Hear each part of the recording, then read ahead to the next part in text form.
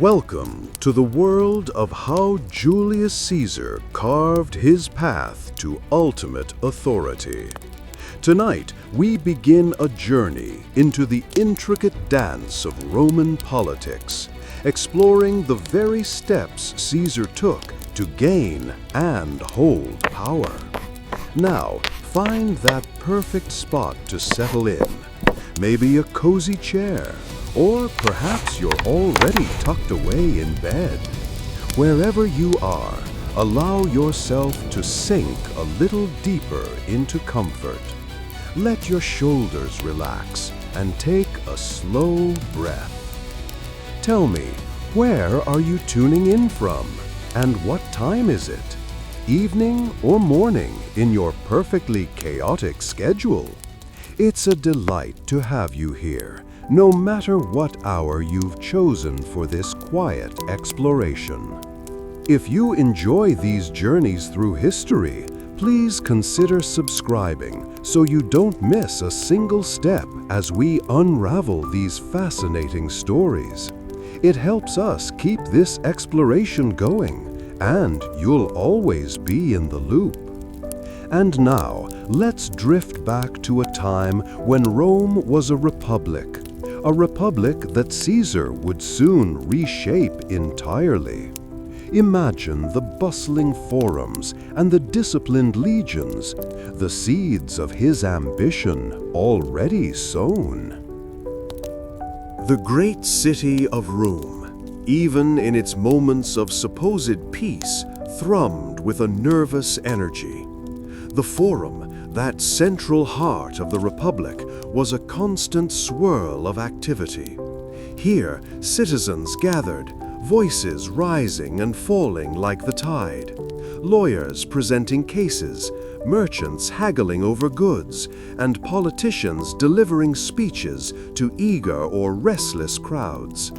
The air, warmed by the Mediterranean sun, carried the mingled scents of wood smoke from countless hearths, the sharp tang of unfamiliar spices from distant lands, and the earthy smell of the Tiber River nearby. Towering structures like the Senate House, with its imposing stone columns, spoke of enduring tradition, while the more modest homes, crowded together in the winding streets, revealed the vast differences in wealth and status. This complex society operated under a system of governance called the Republic, a structure built on the idea of shared power among its citizens, though in reality, power often concentrated in fewer hands. The framework involved several key bodies: the Senate, a council of experienced men who advised on policy; the various popular assemblies, where citizens voted on laws and elected officials; and the magistracies, a series of public offices held by individuals for set terms. The customary path to advancement, known as the cursus honorum, or course of honors, was a sequential progression of these magistracies, beginning with less influential roles and moving towards greater responsibility. To gain entry into this intricate political dance, one needed to understand the fundamental materials of Roman power. Foremost among these was lineage, the prestige inherited from distinguished ancestors, which carried immense weight. Tradition, too, served as a powerful currency, shaping public perception and guiding political decisions. Control over public land, vast estates owned by the state that could be leased or distributed, provided economic leverage. And underpinning it all was the legal framework, a complex body of laws and precedents that dictated the rules of engagement, from the election process to the conduct of officials. Beyond these formal structures, Roman society was woven together by a dense network of patron-client relationships, a system that underpinned much of daily life and political maneuvering. A patron, typically a man of wealth and influence, offered protection, legal assistance, and economic support to his clients.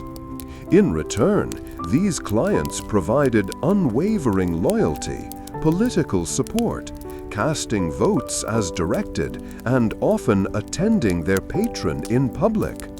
This exchange of favors and loyalty created strong bonds that extended across all social strata, from the wealthiest senators to the humblest farmers. The distinct roles and influences of patricians and plebeians further shaped this social organization.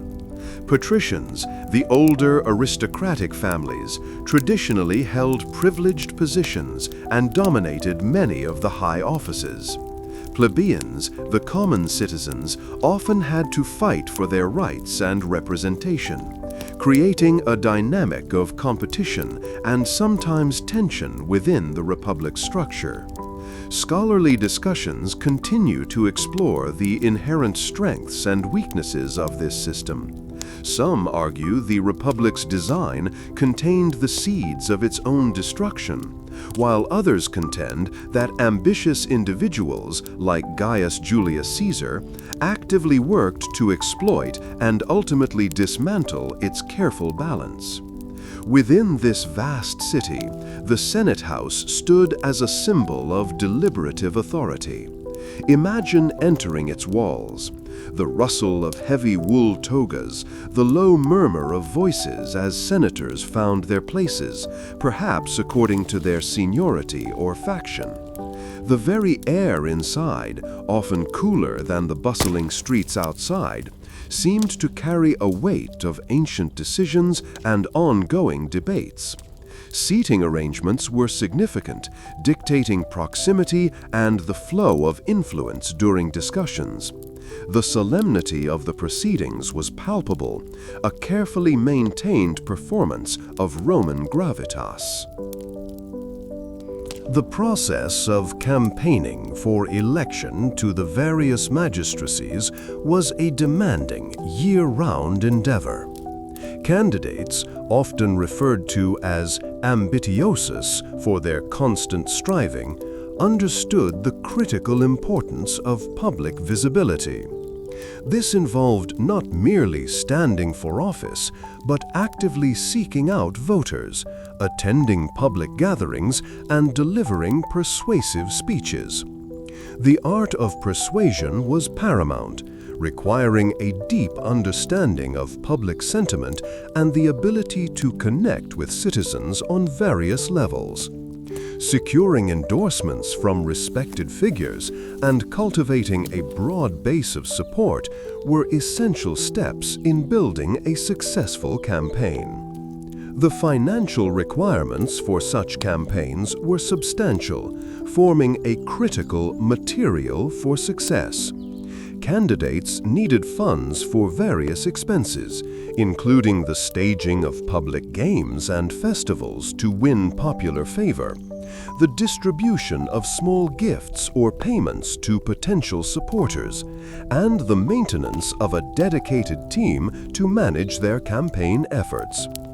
Personal wealth, often inherited or acquired through earlier magistracies or military commands, was a significant advantage, as it provided the necessary resources to compete effectively. Without adequate financial backing, even the most talented orator or respected citizen might struggle to gain the necessary traction. These campaigns were not solitary efforts. They relied on the organization of loyal followers, the labor of the campaign machine. This team typically comprised clients, close friends, and hired workers who acted as messengers, distributed campaign materials, organized rallies, and personally canvassed neighborhoods, speaking to potential voters. The efficiency and dedication of this group could make or break a candidate's chances, requiring careful management and a shared commitment to the electoral goal. It was a complex undertaking, demanding meticulous planning and tireless effort from all involved. The challenges faced by aspiring politicians were immense, particularly when attempting to unseat established figures or overcome powerful rivalries. Strategies for gaining notice often involved making public gestures that benefited the populace. This could include sponsoring gladiatorial contests, funding the repair of public buildings, or even hosting elaborate and memorable feasts for citizens, all of which required careful financial management and a keen understanding of what would capture public attention and goodwill, even if it meant incurring significant personal debt. The intricate web of patron-client relationships played a crucial role not just in elections, but in the broader political landscape. Imagine visiting the home of a more powerful Roman, perhaps a senator or a wealthy landowner. There, amidst the scent of clarified butter used in cooking and the smooth texture of polished marble floors, one would engage in polite conversation, present a petition, or seek advice. The patron, in turn, would offer counsel, legal assistance, or perhaps a promise of future support, all while expecting absolute loyalty in return. This system created a layered structure of influence. A powerful senator might himself be a client of an even more esteemed elder statesman, creating vast chains of obligation and allegiance that extended throughout Roman society. These relationships were not merely social, they were the conduits through which political power flowed, and understanding their dynamics was essential for anyone seeking to navigate the complex world of Roman governance. The currency within these alliances was not gold alone, but reputation, trustworthiness, and the tangible benefit of future advancement.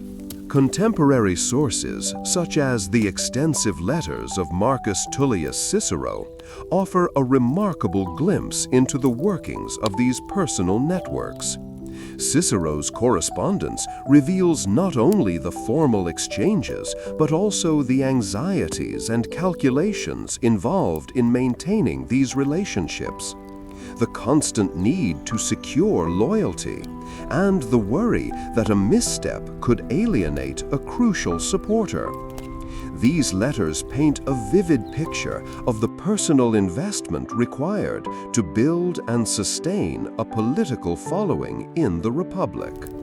In tracing the early career of Gaius Julius Caesar, we see these principles in action, albeit with his own distinctive approach. His early provincial postings provided valuable experience not only in administration, but also in commanding troops. The sounds of marching legionaries, the rhythmic clang of armor on the march, and the constant vigilance required in unfamiliar territories shaped his early understandings of leadership and discipline. These experiences were formative, laying the groundwork for his later successes.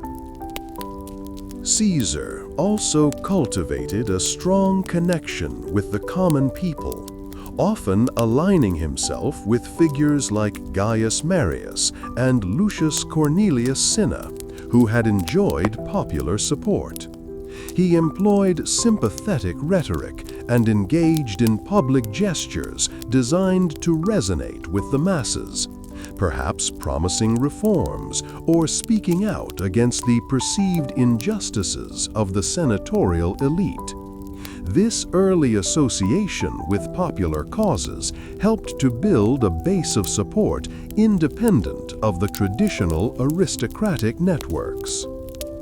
The acquisition of personal wealth through inheritance and his initial appointments provided Caesar with the means to begin building his influence. This wealth was not hoarded, but strategically deployed, often to repay significant debts incurred during earlier stages of his career, or to fund the ventures that would further his political ambitions.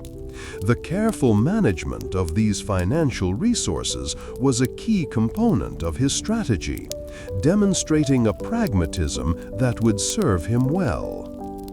The organization of his personal staff and the early development of a loyal following were crucial. These were individuals who recognized his ambition and charisma and who were willing to commit their efforts to his cause, often in anticipation of future rewards or recognition. This was not a hired workforce in the modern sense, but a collection of individuals bound by a shared vision and personal loyalty to Caesar himself. This early period saw Caesar diverge on the precise nature of Caesar's early motivations. Some historians view his early actions as stemming from genuine populist leanings, a desire to reform the republic and address the grievances of the common people. Others interpret these same actions as calculated steps towards accumulating personal power, a deliberate strategy to undermine established norms and position himself for eventual dominance, making it difficult to ascertain the true depth of his initial aims. This early period saw Caesar adeptly using the existing social and political structures to his advantage, but with a clear intention to manipulate them for his own advancement. His understanding of how favor was exchanged, how loyalty was cultivated, and how influence was built through personal networks allowed him to carve out a unique path.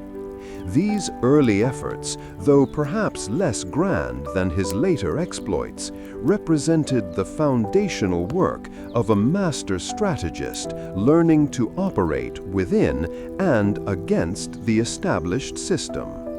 These foundational techniques, learned and honed in the early days of his career, would echo through the generations that followed, shaping the understanding of how political power could be constructed and wielded within the complex machinery of the Roman world. The Roman Senate, that august body of elder statesmen, served as the Republic's central forum for deliberation and decision-making, its sessions often taking place within the imposing structure of the Curia Hostilia. Picture a large rectangular building, its interior lined with stone benches where senators, clad in the distinctive folds of their togas, would gather. The air within would carry the subtle scent of worn wool and perhaps the lingering fragrance of oil lamps, punctuated by the low murmur of voices as matters of state were discussed. This was the stage upon which the intricate dance of Roman politics was performed, a place where influence was wielded through careful oratory and the weight of tradition. Within this senatorial game, the path to power, known as the cursus honorum, or course of offices, was a rigidly defined ladder of magistracies, each step requiring specific experience and a successful election. Before aspiring to higher roles, a Roman citizen would first seek election as a quaestor, an official overseeing financial matters, or as an aedile, responsible for public works and games. Each of these positions demanded public appearances, the articulation of one's qualifications, and the careful cultivation of relationships with voters and influential patrons. The process was less about policy specifics and more about demonstrating character, competence, and the ability to connect with the Roman citizenry. The sheer cost of campaigning for these elected positions constituted a significant barrier, requiring substantial financial resources to undertake. The successful candidate needed to fund public spectacles, such as gladiatorial contests or theatrical performances, to garner popular favor, and also to host elaborate banquets and distribute gifts to potential supporters.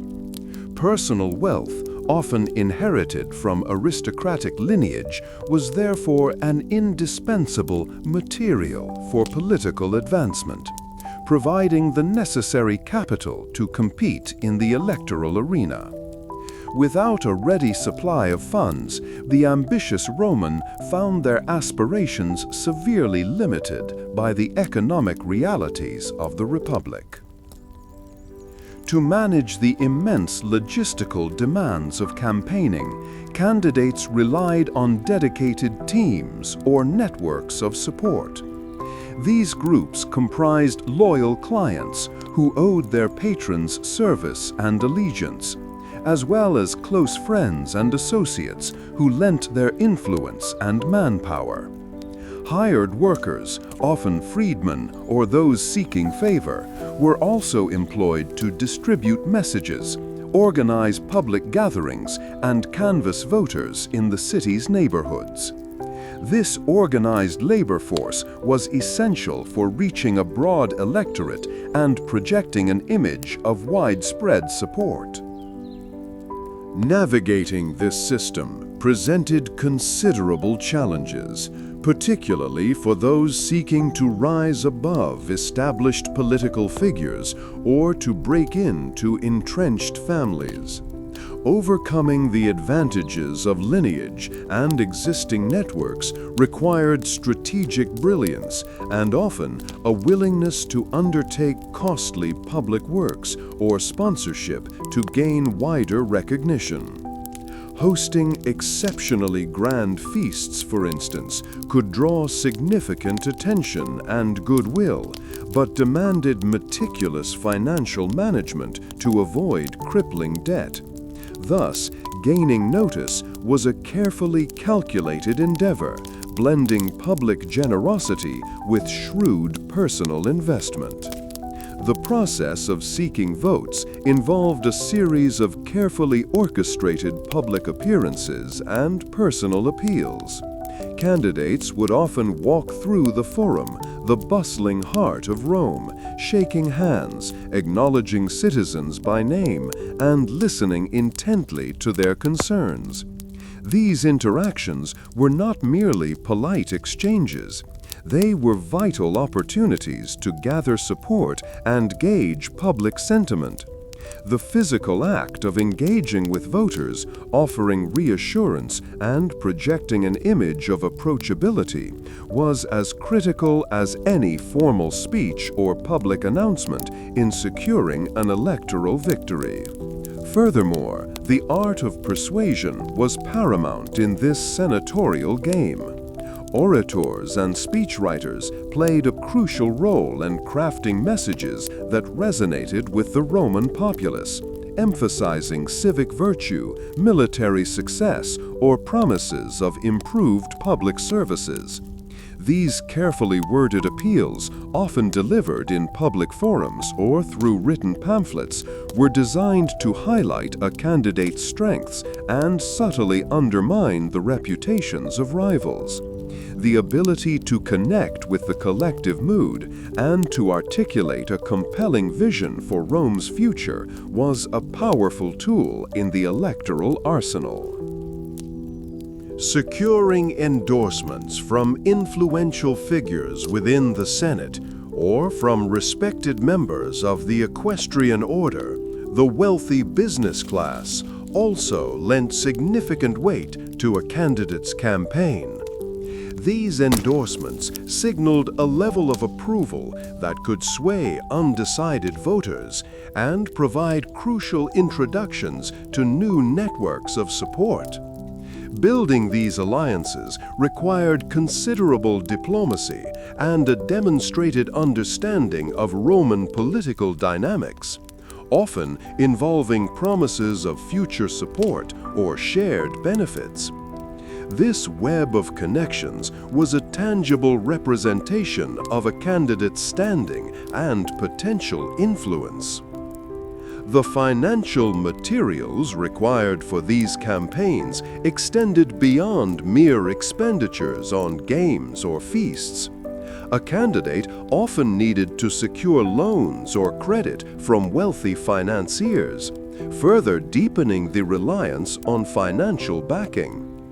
The management of these debts and the projection of financial solvency were themselves critical aspects of political campaigning, as excessive debt could be interpreted as a sign of irresponsibility or desperation. This interplay of wealth and influence meant that political success was inextricably linked to one's economic standing and ability to manage financial resources effectively. The labor organization for a campaign was extensive, involving a dedicated core of individuals working tirelessly on the candidate's behalf. Clients and supporters would organize into groups, each tasked with specific responsibilities, such as circulating pamphlets, arranging meetings, or mobilizing voters on election day. The efficiency and loyalty of these groups were a direct reflection of the candidate's ability to inspire and manage their followers, further demonstrating their leadership potential. The smooth functioning of this organized effort was vital for projecting an image of competence and preparedness. The challenges inherent in this system were immense, as established families and powerful factions often controlled the flow of information and the distribution of patronage. To overcome these entrenched powers, candidates frequently employed innovative strategies designed to capture public attention and create momentum. Sponsoring significant public works, such as the construction or renovation of a temple or a public bath, could demonstrate civic commitment and provide tangible benefits to the populace. These large-scale projects, while costly, offered a way to bypass traditional political channels and build direct support.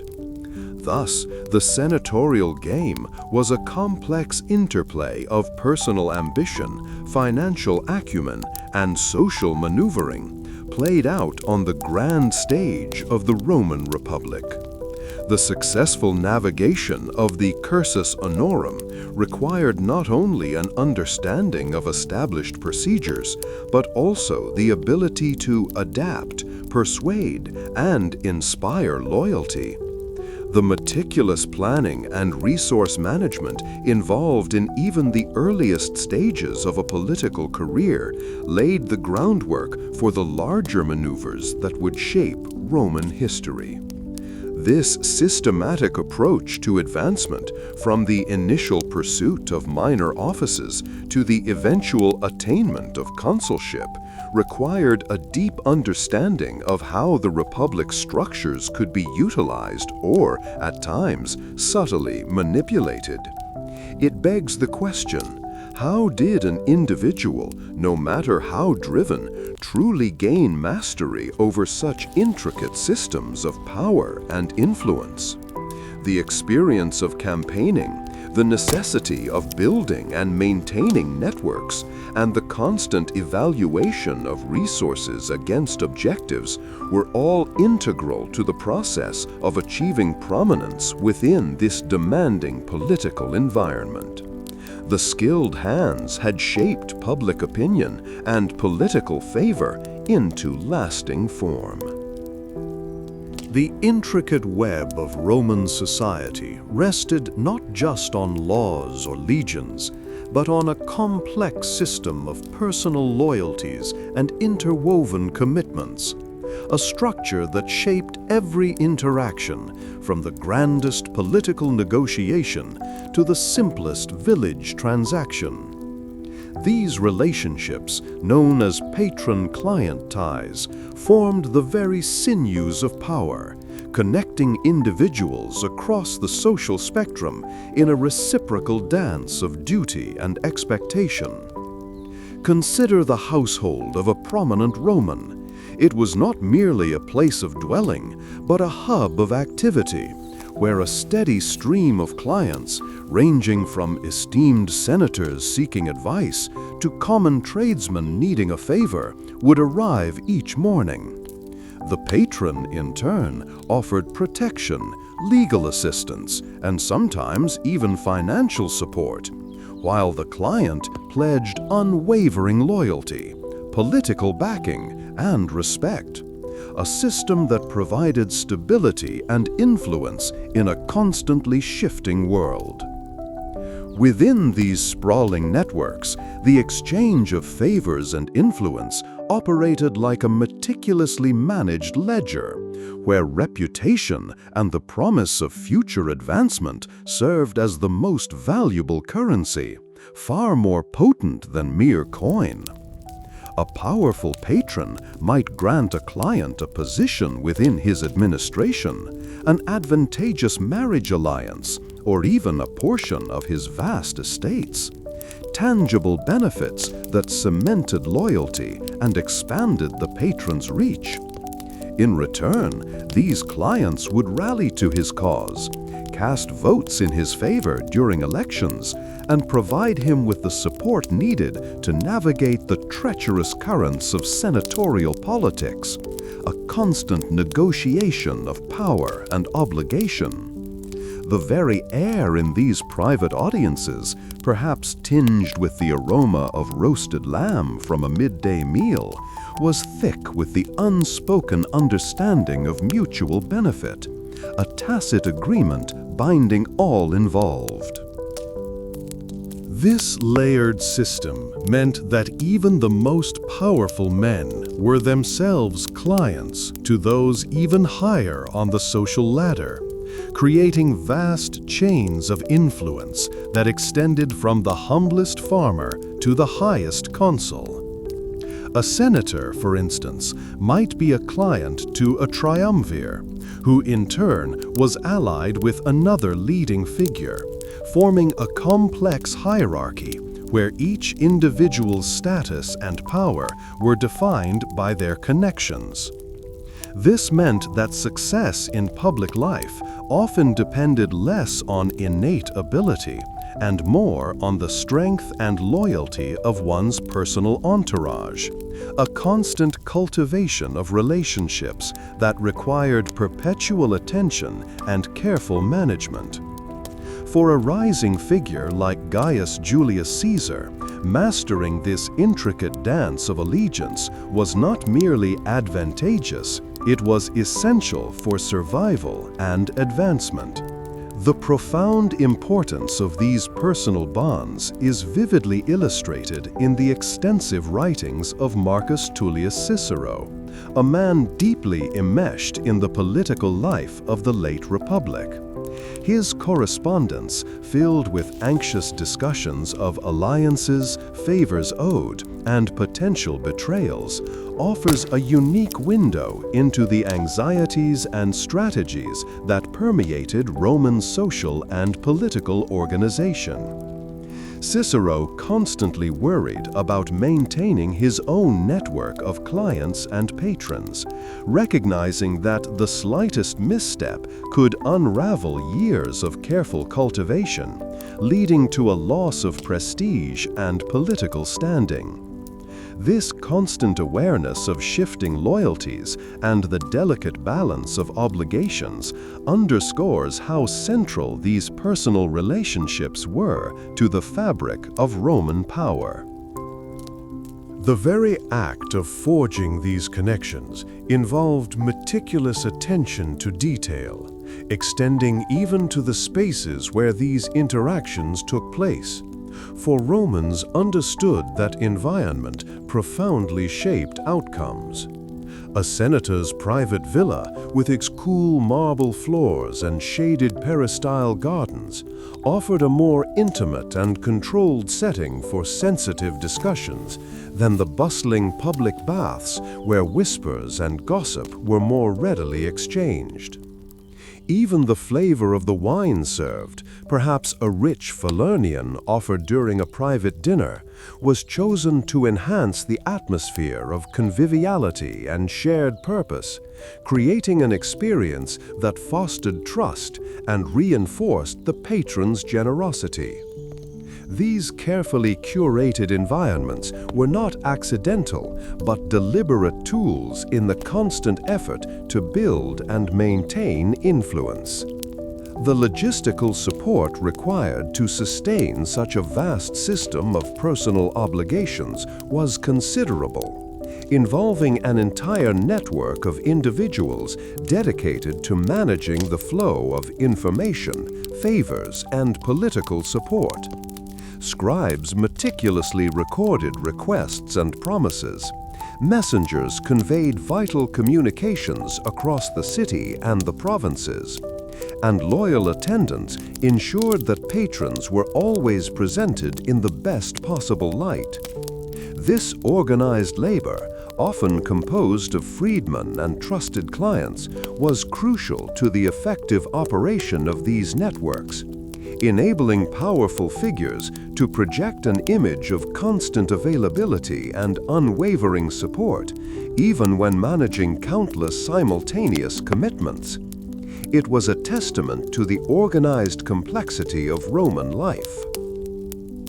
Navigating this intricate social landscape required not only charisma, but also a shrewd understanding of human motivation and a willingness to invest significant personal resources into cultivating relationships. A successful patron was one who understood the nuanced interplay of ambition, gratitude, and obligation, and who could deploy these elements with precision. For instance, the offering of a lucrative provincial governorship, a significant reward that could bring immense personal wealth and prestige to a client, was also an investment in that client's future loyalty and support, ensuring their continued allegiance.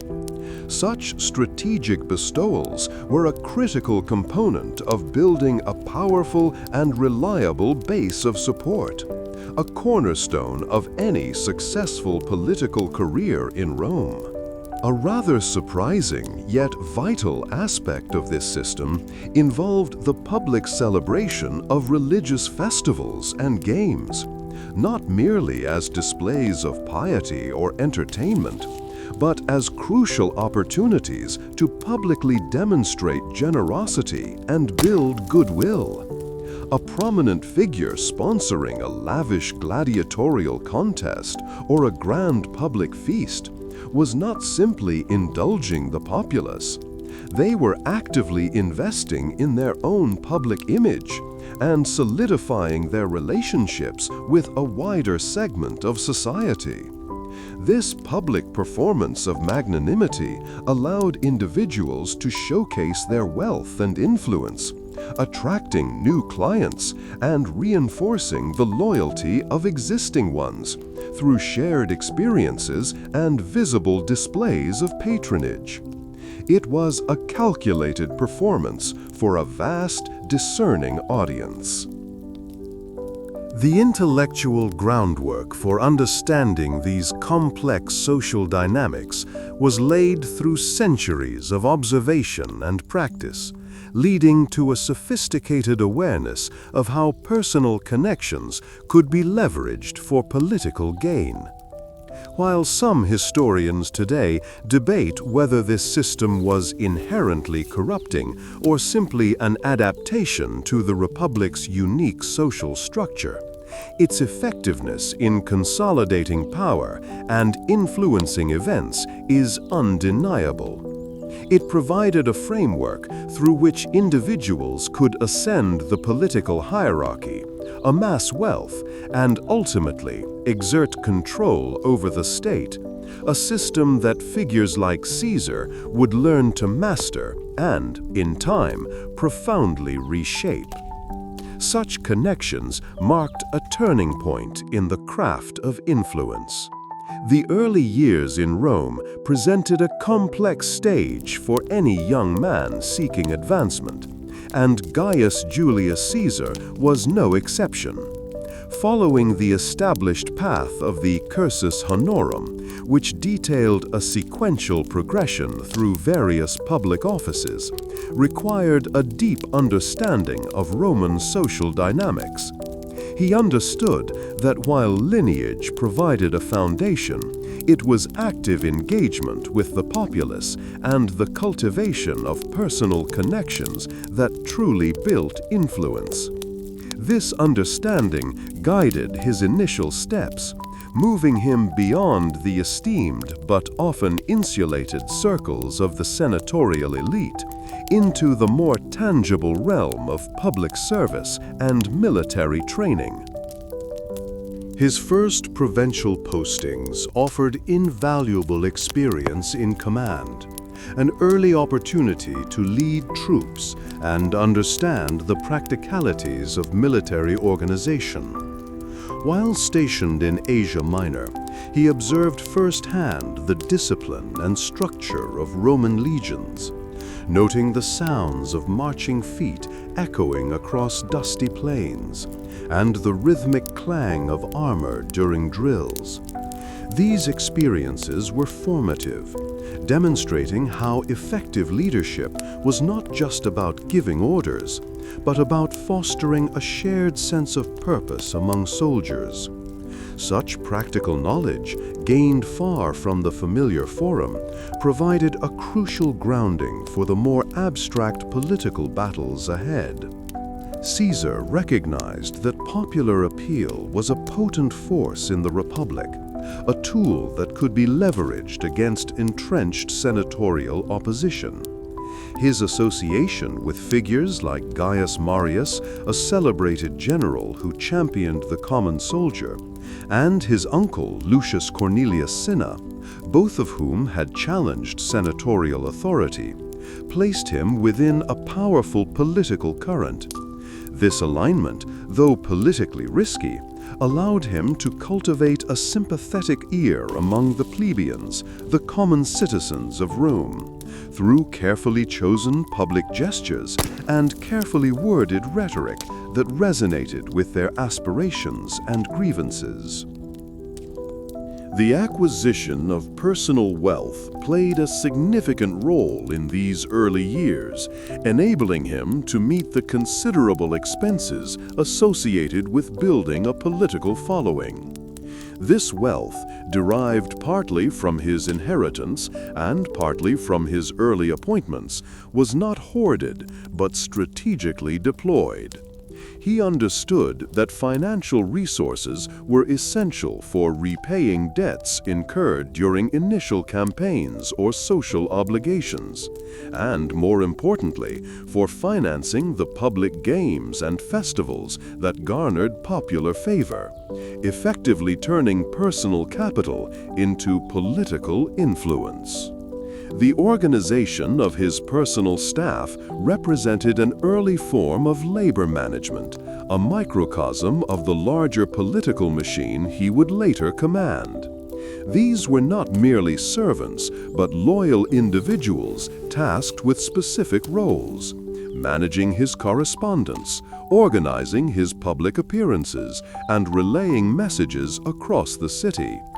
This burgeoning group of supporters, bound by personal loyalty and the promise of future advancement, formed the initial bedrock of his power base, demonstrating a capacity for strategic organization that would prove vital in his ascent. Sources from the time reveal differing interpretations of Caesar's early motivations, a point of ongoing discussion among historians. Some suggest his actions were driven by genuine populist leanings, a desire to reform a republic perceived as increasingly beholden to a privileged few. Others contend that these were calculated steps, early maneuvers in a lifelong ambition for personal dominance, where populist rhetoric and military experience were merely tools in a grander strategy. Regardless of the primary driver, the effect was a consistent building of influence beyond traditional senatorial bounds. The pragmatic nature of Roman society meant that advancements were often tied to tangible contributions, and Caesar understood the importance of showcasing practical competence. His early military duties, though perhaps not the grand campaigns of his later career, demanded a rigorous application of discipline and strategy. He learned to manage resources, oversee logistics, and maintain morale under challenging conditions, skills that translated directly into the administrative and political spheres. These were not merely abstract lessons, but practical applications of command that forged his reputation. This practical foundation was crucial when he eventually sought election to the lower magistracies, the initial rungs on the cursus honorum. The process of campaigning involved meticulous planning, understanding the varied expectations of different citizen assemblies and senatorial factions. He had to present himself as both a capable administrator and a man of the people, a delicate balance that required astute observation of public sentiment and an ability to tailor his message effectively to diverse audiences. He often found himself in situations where established senators, protective of their traditional authority, viewed his growing popularity with suspicion. This created an environment of subtle resistance where his proposals might be delayed or subtly undermined through procedural maneuvering within the Senate. Navigating this senatorial game required a deep comprehension of the unwritten rules and established traditions, as well as an understanding of when and how to challenge them without alienating the entire body prematurely. The taste of cheap wine shared with fellow soldiers during long marches, or the texture of rough wool tunics worn in provincial garrisons, offered a stark contrast to the silks and marble of senatorial homes. These were sensory anchors grounding him in a reality outside the ivory towers of Roman politics. Such experiences fostered a particular kind of respect from those who shared them, a bond forged in hardship that was distinct from the more formal client-patron relationships, often characterized by calculated obligation. This period was marked by a continuous effort to expand his network of obligations and alliances, solidifying the loyalty of those around him. It was a complex dance involving offering support to others in their bids for office, providing legal assistance to clients, and consistently demonstrating a commitment to those who supported him. The efficacy of these relationships was paramount, as a strong network of personal support was essential for weathering the inevitable political storms and for amplifying his voice within the Republic's complex power structure. The meticulous acquisition and deployment of resources, from personal wealth to the loyalty of his growing retinue, provided the essential materials for his political advancement.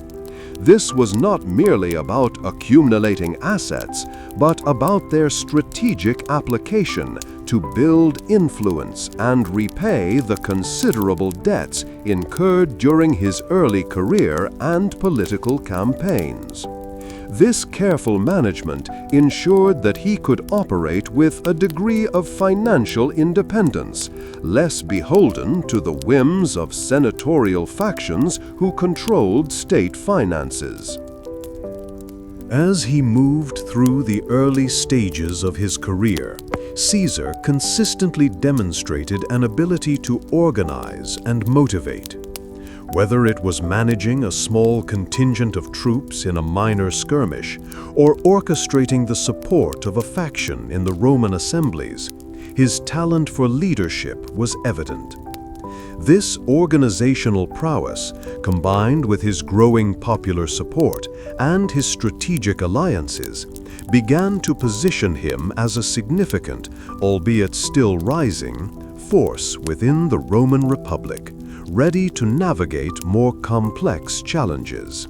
The question remains: how much of this early career was a series of calculated moves towards absolute power, and how much was a response to the inherent limitations and injustices perceived within the republican system itself? The foundation of a loyal following, built through personal interaction and mutual benefit, stood as a testament to strategic foresight. Rome, during the twilight of its republic, was a city constantly reshaped by the currents of power and ambition. While young Gaius Julius Caesar was still navigating the intricate steps of the cursus honorum, two formidable figures dominated the political landscape: Gnaeus Pompeius Magnus, known as Pompey the Great, and Marcus Licinius Crassus. Pompey commanded immense respect, earned through his military victories across the East, victories that had brought vast territories and wealth into Roman control, and his soldiers held a fierce personal loyalty to him. Crassus, on the other hand, possessed unparalleled wealth, derived from astute business dealings and extensive landholdings, which he leveraged to build a vast network of debtors and clients, effectively buying political influence. These two men, though often rivals, understood the shifting tides of power and the need for a more coordinated approach to achieve their respective aims, which were increasingly at odds with the traditional senatorial authority. The senatorial body, the esteemed council of elders, often found itself divided and unable to act decisively, its members frequently paralyzed by factional disputes and a deep-seated conservatism that resisted change.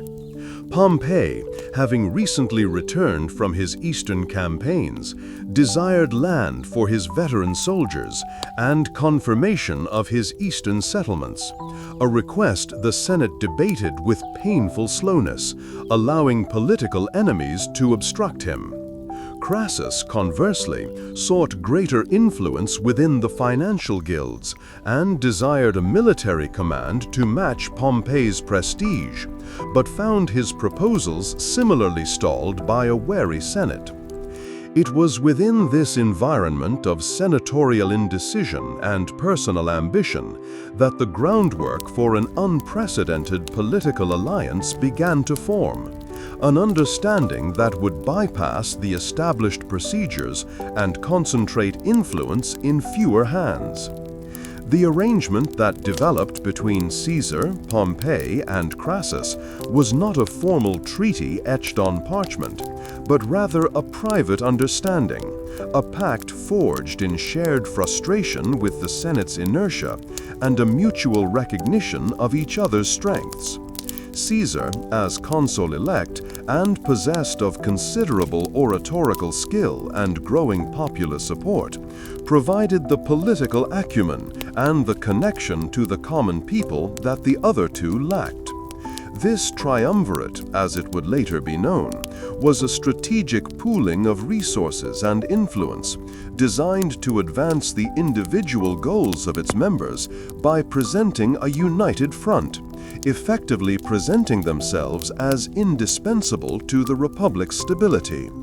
They understood that by coordinating their actions, they could overcome senatorial opposition and ensure their legislative agendas were passed. This strategic alliance brought together the essential materials of Roman political power in a unique combination. Pompey contributed his unparalleled military reputation and the unwavering loyalty of his seasoned legions, a potent force that commanded public awe and intimidated political opponents. Crassus provided the financial bedrock, the vast sums of money necessary to fund political campaigns, reward supporters, and engage in the extensive bribery that was, regrettably, a common feature of Roman elections. Caesar offered his sharp intellect, his ability to inspire the populace, and, crucially, his understanding of how to navigate and manipulate the very systems that had previously frustrated Pompey and Crassus, thereby adding a vital element of political maneuvering to their combined strength. The complexity of Roman social organization, with its intricate web of patronage and obligation, was expertly manipulated by this alliance. Pompey's veterans formed a ready-made base of loyal supporters, while Crassus's financial network extended his influence across diverse segments of Roman society, from wealthy businessmen to humble laborers. Caesar, already cultivating his own popular support, now gained access to these broader networks, allowing him to rally a substantial following that could exert pressure on the Senate. This created a layered structure of influence, where the political aims of the triumvirs were supported by interconnected groups, each with their own motivations and potential for collective action, effectively creating a power block that overshadowed traditional institutions. Contemporary accounts, though often written with an eye toward later events and personal biases, offer glimpses into the informal nature of this pact. Historians like Plutarch and Suetonius suggest that the agreement was forged through private meetings and mutual assurances, not through public pronouncements. The underlying motivations were clear. Pompey sought validation and provisions for his soldiers. Crassus desired greater financial and political power, and Caesar aimed for the lucrative Gallic governorship, which would provide him with an independent military command and the opportunity to forge his own legend. This unofficial understanding allowed them to operate with a degree of flexibility, adapting their strategies as circumstances changed, and presenting a unified force to the Roman state. One of the less discussed yet significant materials at their disposal was a shared understanding of public opinion and the burgeoning power of public spectacle. Crassus, with his immense wealth, could fund lavish public games and banquets, providing the Roman populace with much-needed entertainment and subtly associating his name with generosity and civic pride. Pompey's military triumphs provided ample material for public celebration. His triumphs through the streets of Rome a vivid demonstration of Roman power and his own crucial role in it. Caesar, meanwhile, used his oratory skills to connect directly with the common citizens, addressing their grievances and promising reforms, effectively weaving his personal narrative into the fabric of public discourse. The practicalities of managing such an alliance involved careful communication and coordination. While formal meetings may have been rare, Intermediaries and trusted associates acted as conduits for information and negotiation, ensuring that the triumvir's actions remained aligned. The exchange of favors was constant. For example, Caesar, during his consulship, would push through legislation favorable to Pompey's veterans, while Pompey might offer his tacit support or lend his considerable influence to Caesar's proposals, even if they initially met senatorial resistance. This reciprocal arrangement, built on mutual benefit and shared political objectives, was a highly effective method of navigating the complex Roman political arena.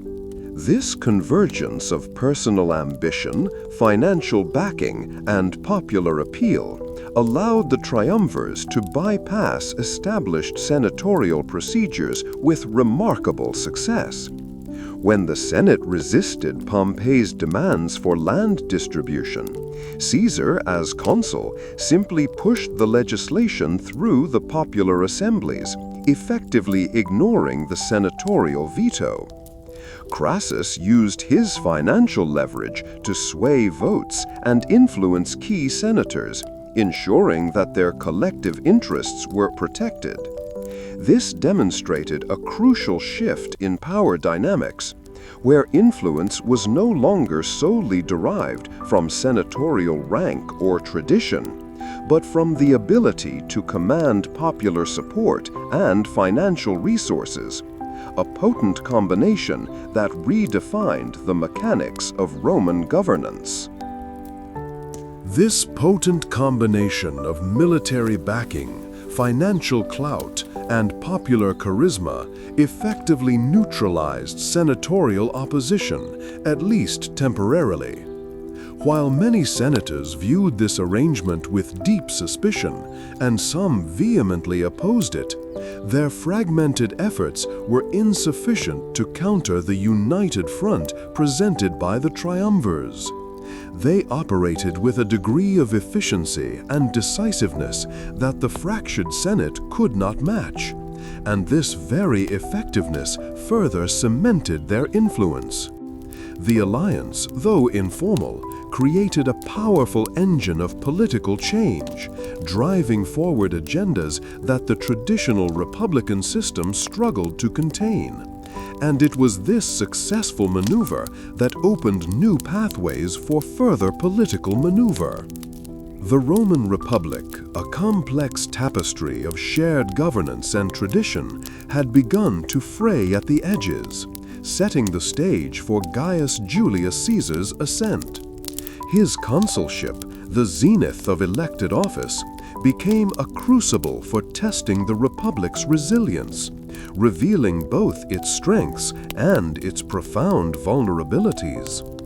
During this pivotal period, Rome pulsed with a heightened sense of political tension. The very air seemed charged with the discourse surrounding Caesar's increasingly bold actions, a sentiment echoed in the cheers of his supporters and the increasingly sharp murmurs of dissent from his opponents. The sounds of the city reflected this division, with the boisterous approval of the masses often juxtaposed against the worried consultations of those in the Senate. Caesar's approach to his consulship demonstrated a remarkable ability to navigate and, at times, bend the intricate procedures of Roman governance. He masterfully employed senatorial protocols to his advantage, using them to advance his agenda while simultaneously finding ways to bypass or disregard opposition when it became too obstructive. This involved a deep understanding of the rules, knowing precisely when to adhere to them and when their rigid application could be turned against those who upheld them.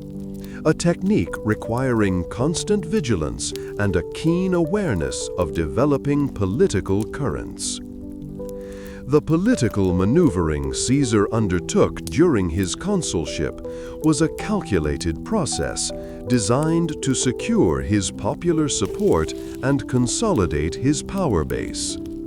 He strategically utilized public funds and state resources, directing them towards projects and gestures that would directly benefit the Roman populace and reward those who had helped him achieve his office. These financial allocations were not merely acts of generosity, but carefully calculated investments, the implications of which rippled through the Republic's economy, strengthening his patronage networks. This consolidation of influence, however, was met with significant resistance from a core group of conservative senators who saw Caesar's actions as a dangerous departure from Republican norms and a direct threat to their own authority. These senators, representing the traditionalist faction, posed a substantial challenge, actively seeking ways to curtail Caesar's power and undermine his popularity.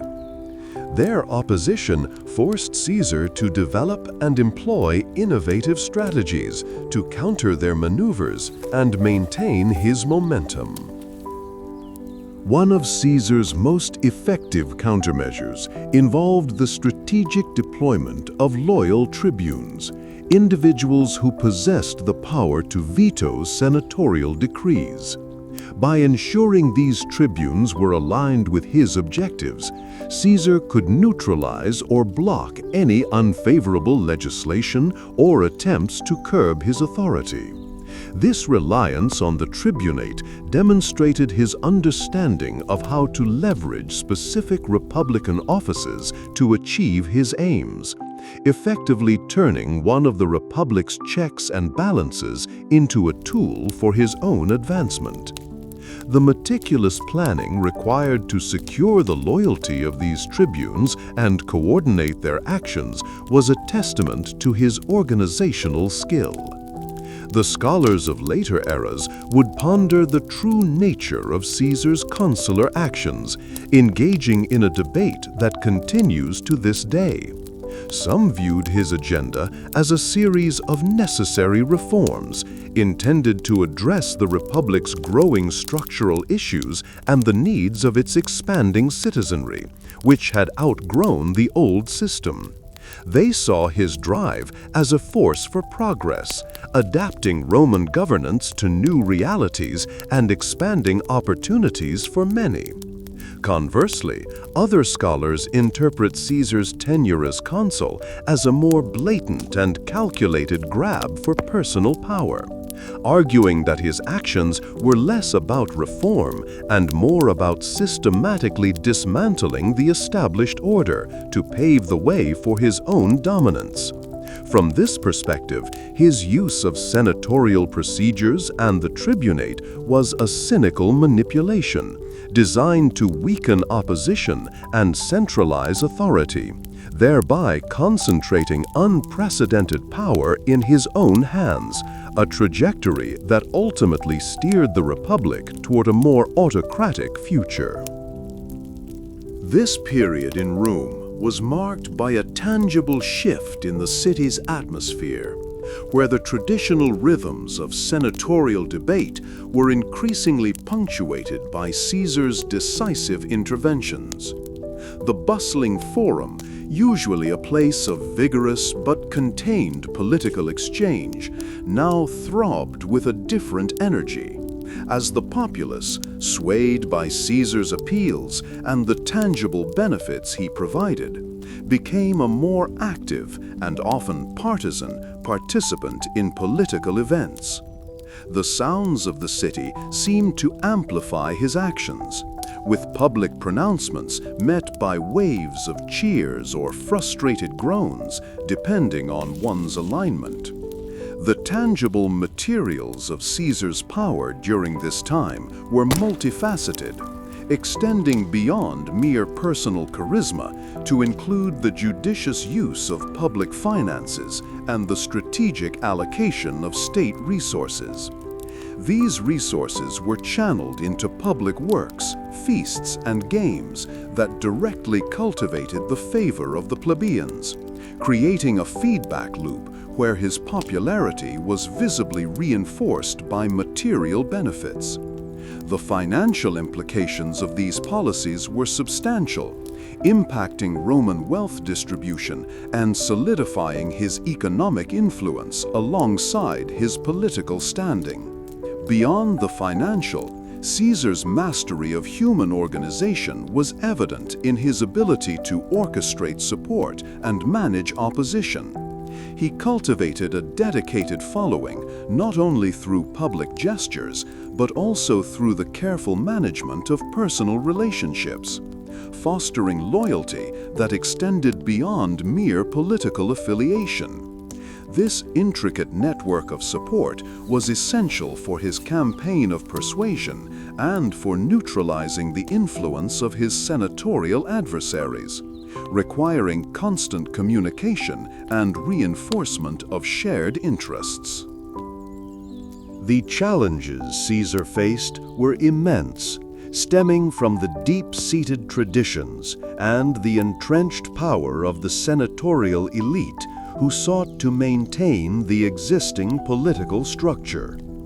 These established figures, accustomed to the Republic's long-standing norms, viewed Caesar's ambition with suspicion and alarm, seeing his methods as a destabilizing force. Their collective opposition represented a formidable obstacle, demanding Caesar's utmost strategic thinking to overcome. In response to these challenges, Caesar's strategy involved a complex interplay of political maneuvering and the careful cultivation of his public image. He understood that winning the support of the broader Roman populace was crucial, and he employed every available tool to achieve this, from public oratory to the selective release of information that favored his narrative. This systematic approach to shaping public opinion was as vital as any legislative action he undertook. The weight of Caesar's consular decisions placed considerable strain on the Republic's foundations. He had, through a combination of astute political maneuvering, popular appeal, and strategic use of Republican institutions, profoundly altered the political landscape of Rome. The conservative senators found their influence diminishing, their pronouncements often overridden or ignored, and their attempts to control the state's direction increasingly thwarted by Caesar's direct engagement with the populace and his skillful manipulation of legal and political frameworks.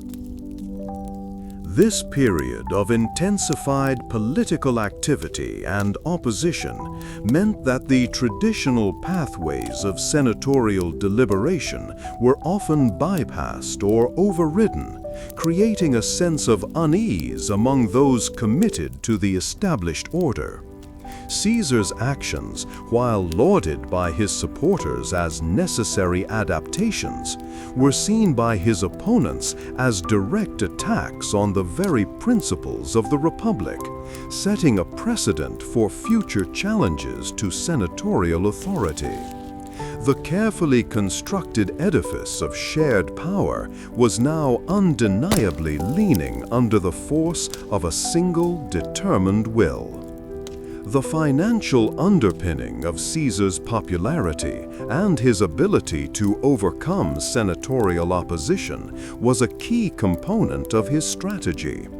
By controlling or influencing the disbursement of public funds and by leveraging his own considerable wealth, he could support his campaigns, reward his loyalists, and fund the public spectacles that so endeared him to the masses.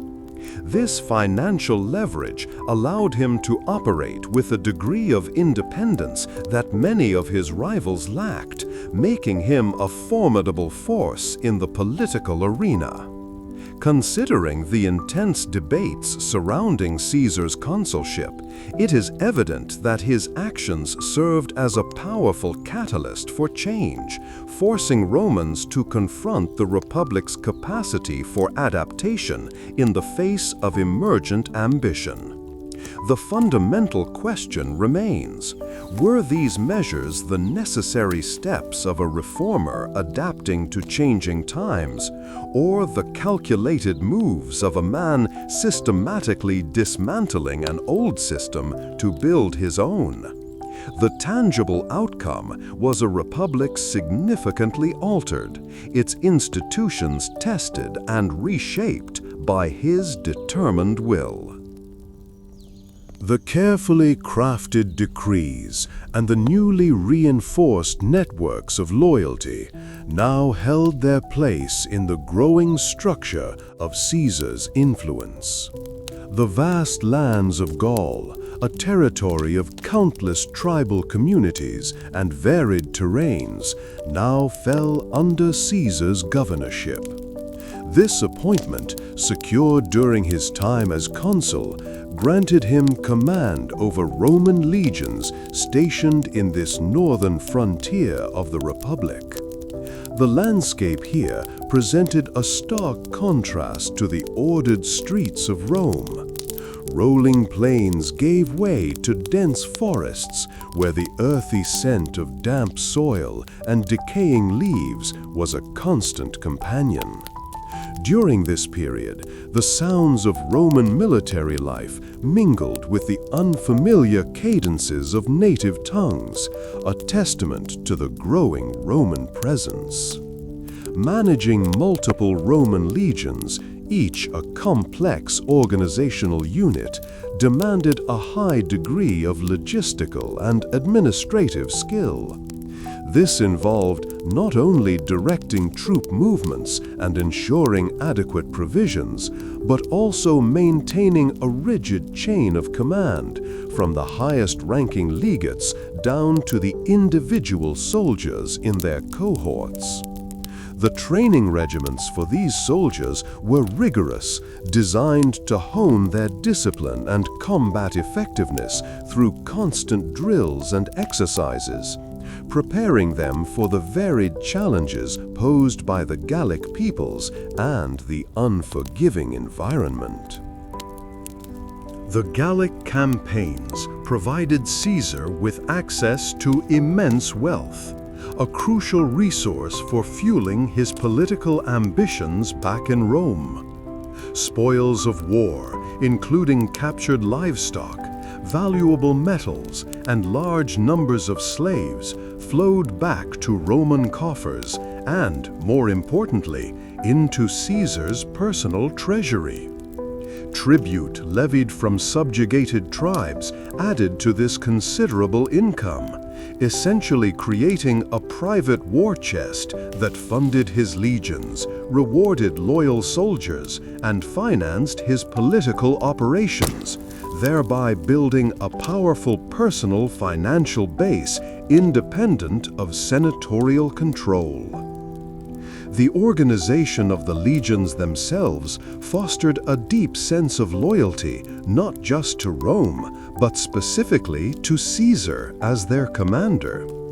Each legion was composed of distinct units like cohorts and centuries, led by experienced officers such as centurions who maintained discipline and morale. Caesar actively cultivated this personal connection by sharing in the soldiers' hardships, recognizing their bravery, and ensuring they were well paid and well supplied, creating an army whose primary allegiance was to him, a sharp departure from the traditional loyalty owed to the Republic itself. Caesar's own writings, his Commentari de Bello Gallico, or Commentaries on the Gallic War, offer a unique, though carefully curated, perspective on these campaigns. These accounts served as a powerful tool for shaping public opinion in Rome, detailing his military successes, highlighting the bravery of his legions, and portraying the Gallic peoples as formidable but ultimately easily subdued adversaries. Examining these texts requires an understanding of their purpose, to present Caesar's actions in the most favorable light, thereby bolstering his reputation and justifying his extensive military operations to the Roman populace and Senate. The financial machinery supporting these extensive military operations was truly impressive. The acquisition of wealth from Gaul was not merely about seizing enemy assets. It involved establishing systems of tribute and taxation that brought consistent revenue into Caesar's command. This income was then meticulously allocated. A significant portion directly paid the soldiers, ensuring their loyalty and providing them with means beyond their basic rations, a practice that made military service more attractive and solidified their personal bond with Caesar. Furthermore, this wealth allowed for the procurement and maintenance of essential war materials. This included vast quantities of weapons, armor, and siege equipment, as well as the substantial logistical support needed to move legions and their supplies across challenging territories.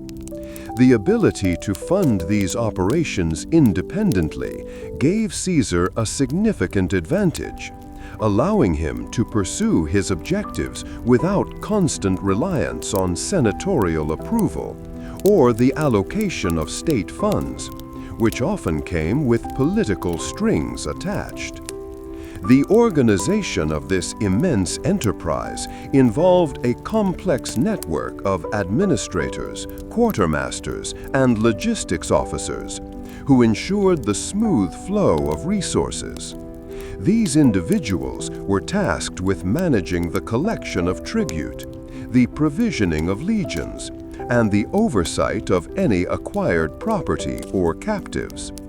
Their efficiency directly contributed to the operational readiness of Caesar's forces, demonstrating that military success was not solely dependent on battlefield tactics, but on a robust administrative infrastructure. This systematic accumulation of personal wealth and the creation of a loyal, well-funded army provided Caesar with a potent political leverage that few Roman leaders possessed. It allowed him to project an image of strength and success, further enhancing his popularity among the Roman people who celebrated military triumphs and the expansion of Roman influence. This military might became a fundamental material for his political ascent, a tangible demonstration of his capabilities and a resource that could be deployed to counter senatorial opposition. During this period, a particular scholarly debate centers on the extent to which Caesar's Gallic command was primarily a military undertaking versus a carefully orchestrated political maneuver.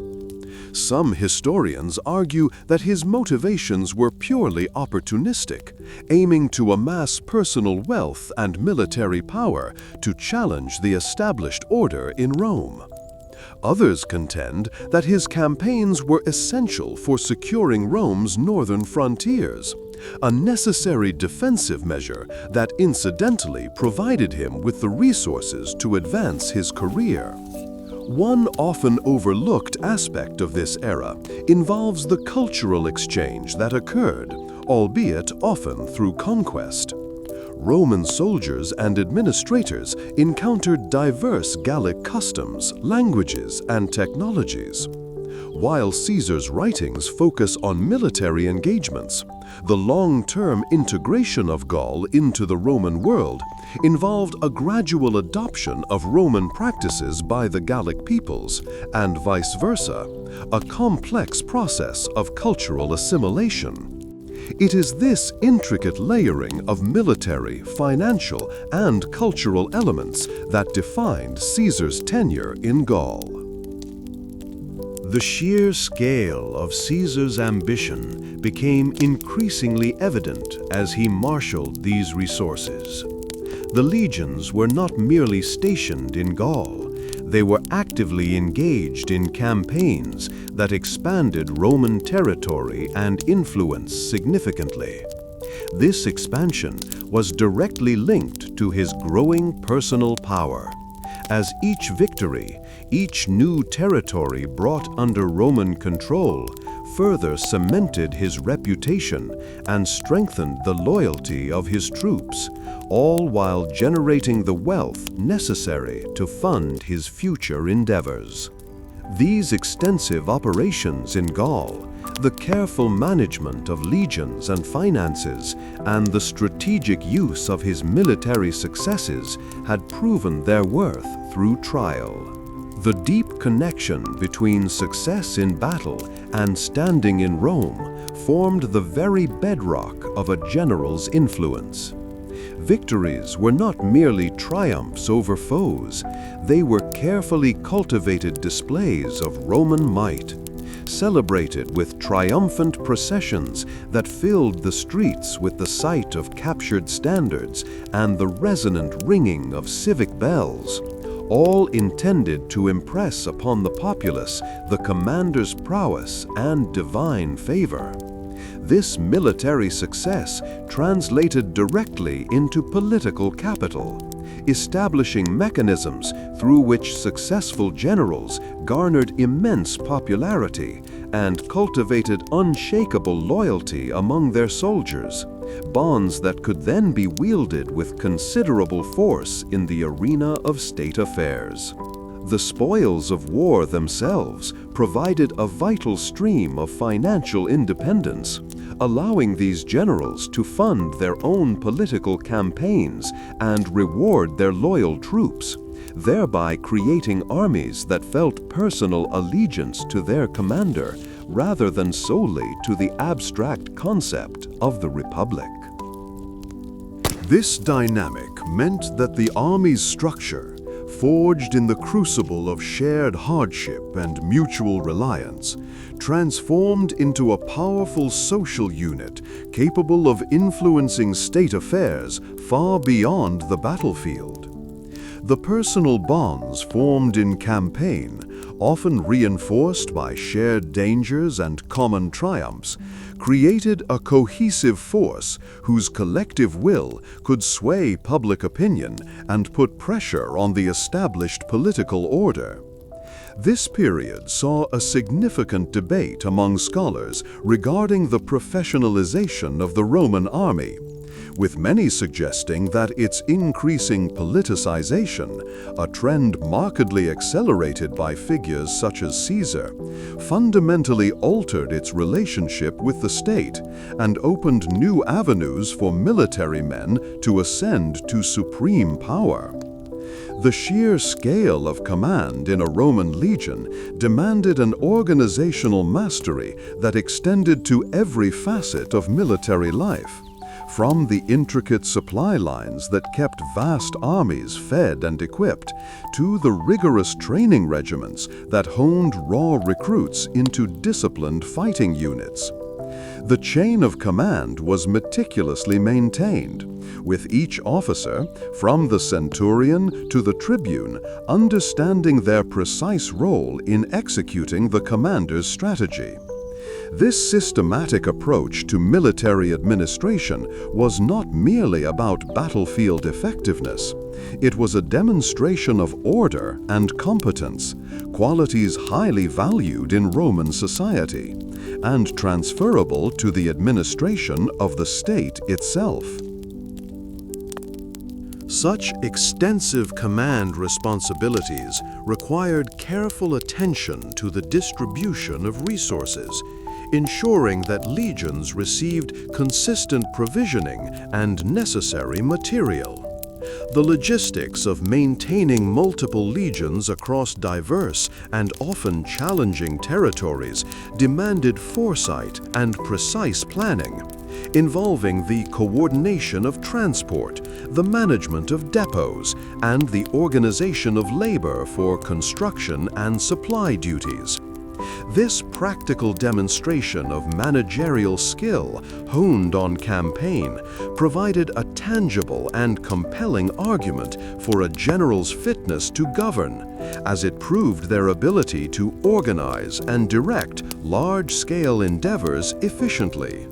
The financial independence derived from military ventures allowed successful generals to operate outside the direct control of the Senate or public coffers. The wealth generated from conquered lands, collected as tribute or acquired through the sale of captives and spoils, was considerable.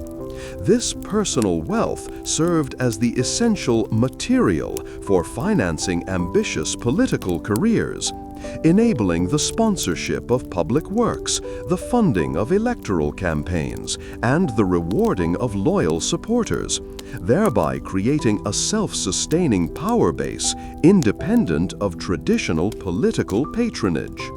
This independent financial muscle fundamentally altered the relationship between military commanders and the state. Where senators might rely on inherited wealth or political maneuvering within Rome, a victorious general could leverage the riches of conquered territories to build a loyal following.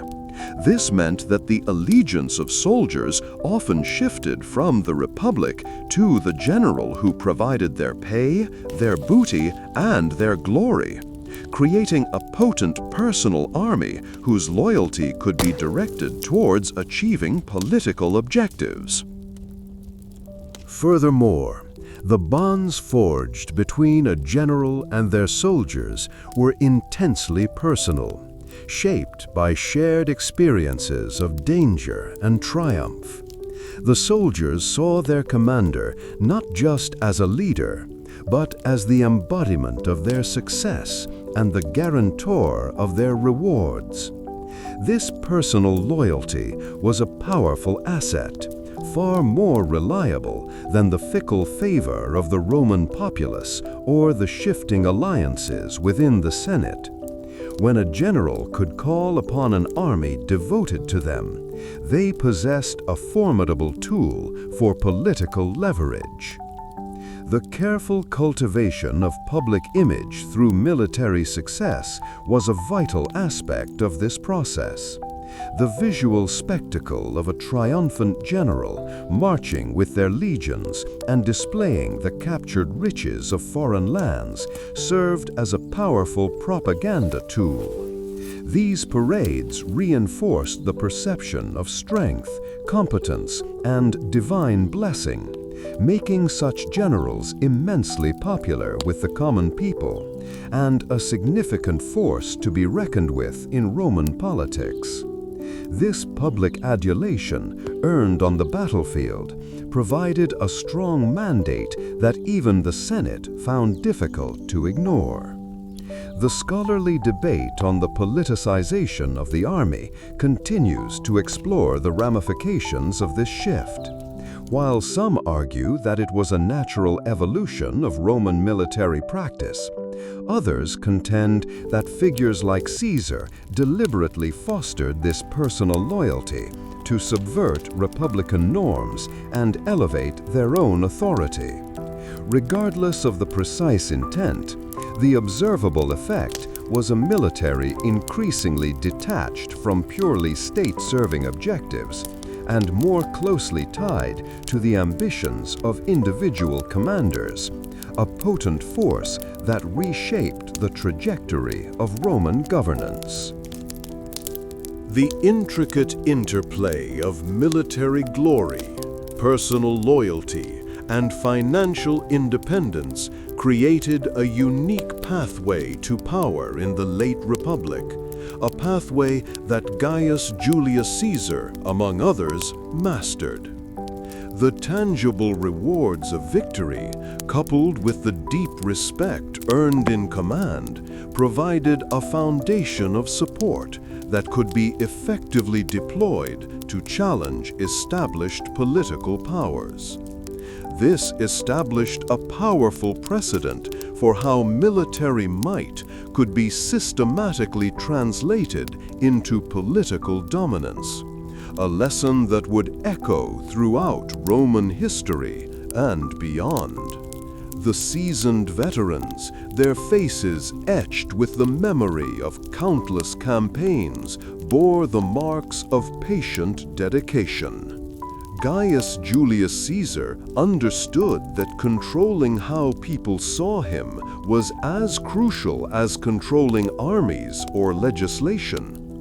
This was not a new concept in Rome. Leaders had long used public works and eloquent speeches to garner favor. However, Caesar refined these practices, turning them into powerful tools of persuasion, a kind of artistry in shaping public thought. He recognized that in a city as alive and observant as Rome, the Forum was not just a marketplace of goods, but a vast arena for the contest of reputations. There, amidst the rumble of wagons and the calls of merchants, the spoken word carried immense weight, and the carefully crafted image could sway the hearts and minds of citizens. The mechanisms of this persuasion were varied and required careful planning. Caesar's own writings, his commentarii, served as a primary tool, detailing his campaigns in Gaul with a clarity that presented his actions in the most favorable light.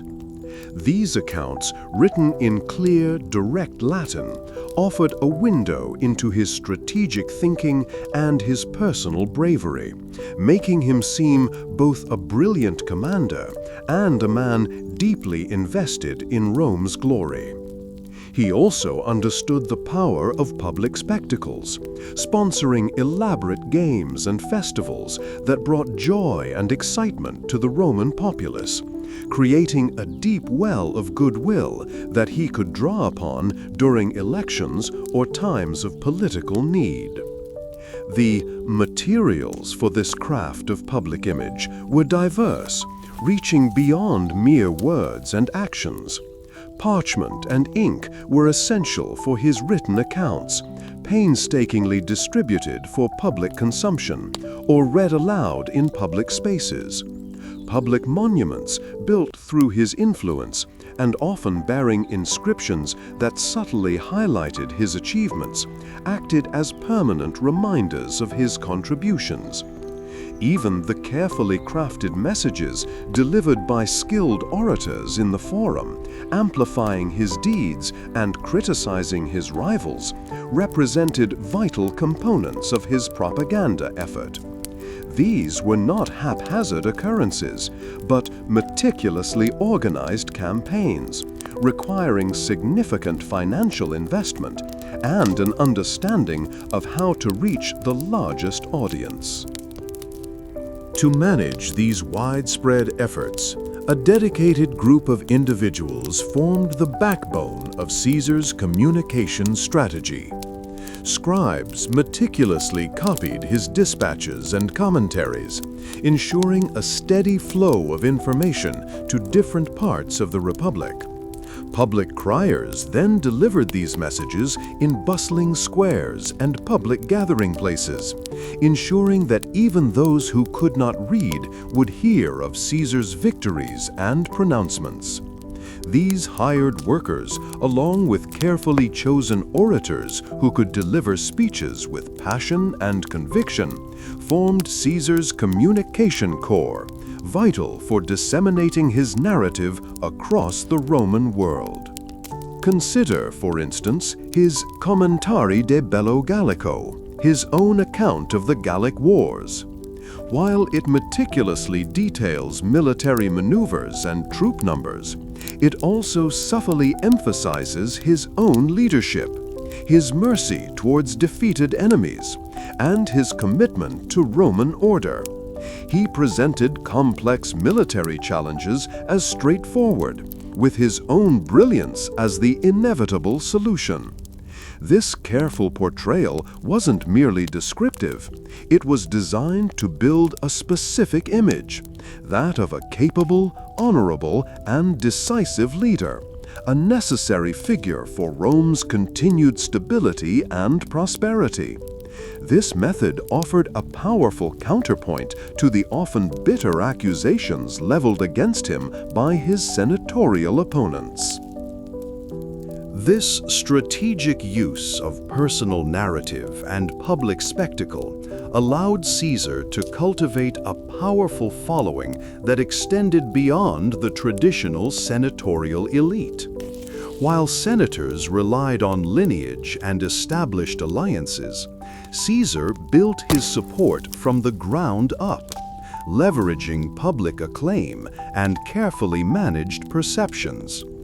He understood that by consistently presenting himself as a man of the people, a protector of their interests, and a military genius, he could bypass the entrenched power structures that sought to limit his influence. The whispers of admiration that followed him through the streets were as much a product of his calculated communication as they were of his genuine accomplishments. Indeed, a fascinating debate continues among historians about the true extent of Caesar's propaganda versus the reality of his actions. Some argue that his writings were so skillfully crafted they bordered on fiction, designed solely to glorify himself. Others contend that his accounts, while certainly biased, reflected genuine strategic brilliance and a leadership style that genuinely resonated with his soldiers and many citizens. What is undeniable is the sheer effectiveness of his approach. His words and deeds, as presented to the public, created a powerful momentum that few could resist or effectively counter within the existing political framework. The Roman Forum, a vibrant center of activity, became a stage for this contest of images. Speeches delivered from the rostra, the speaker's platform, could ignite crowds or sow seeds of doubt. Caesar's orators, trained in the art of rhetoric, would often highlight his magnanimity and his successes, contrasting them with the perceived inaction or self-interest of his senatorial rivals. These public pronouncements, combined with the tangible evidence of his achievements, the spoils of war displayed, the public works completed, created a multifaceted portrait designed to win over the citizens, one carefully curated message at a time. The subtle murmuring of the crowd, a sound that could shift from applause to dissent with remarkable speed, was a constant consideration.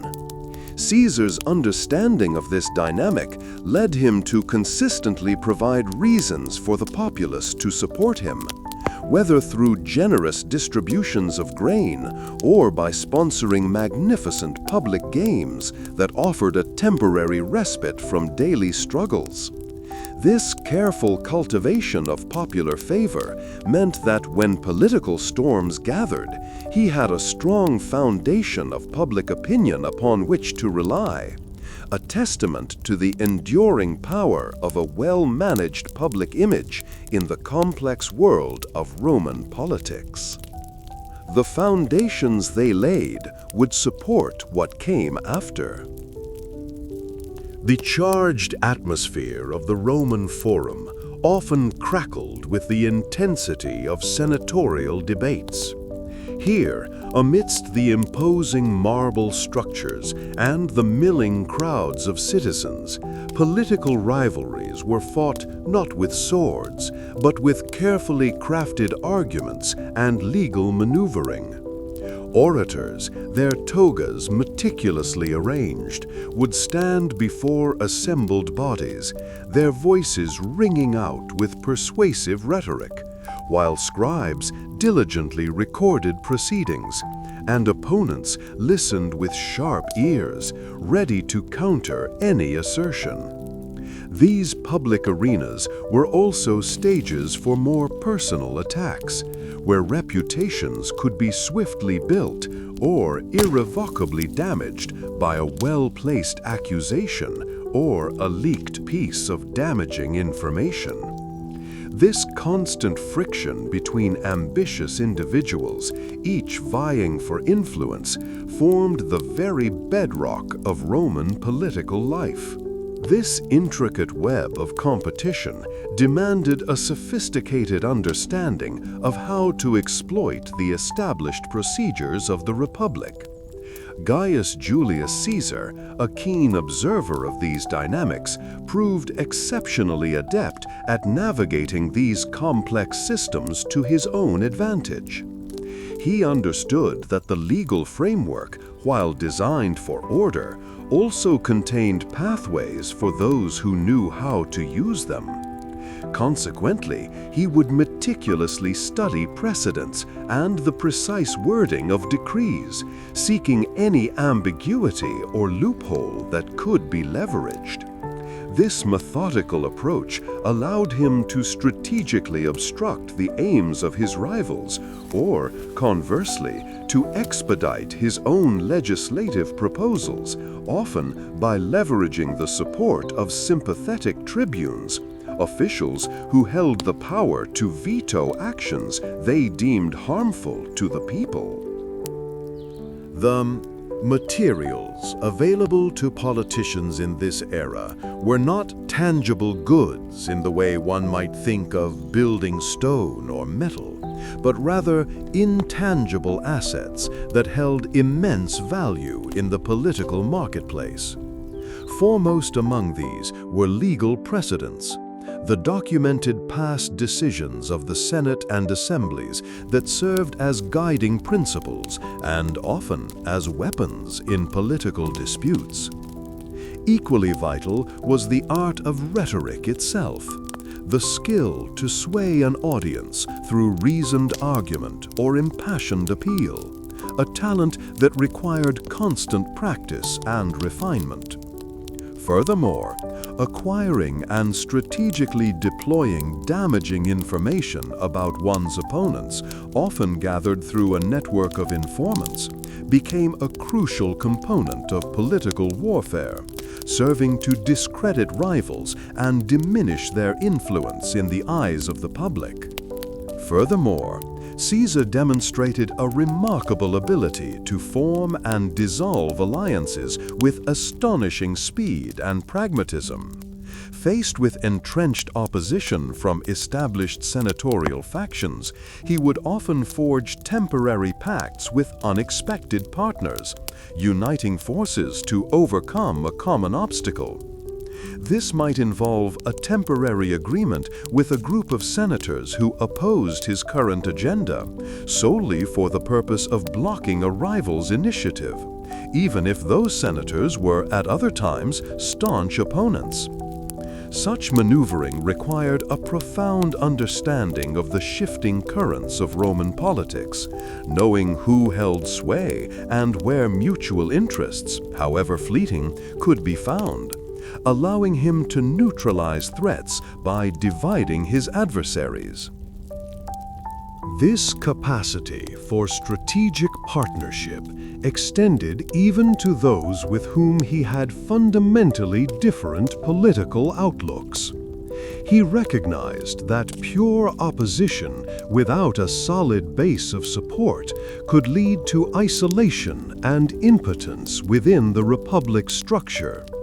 Therefore, he would engage in calculated courtesies and offer concessions to those who might otherwise stand firmly against him, thereby creating openings for future cooperation, or, at least, reducing the intensity of their immediate opposition.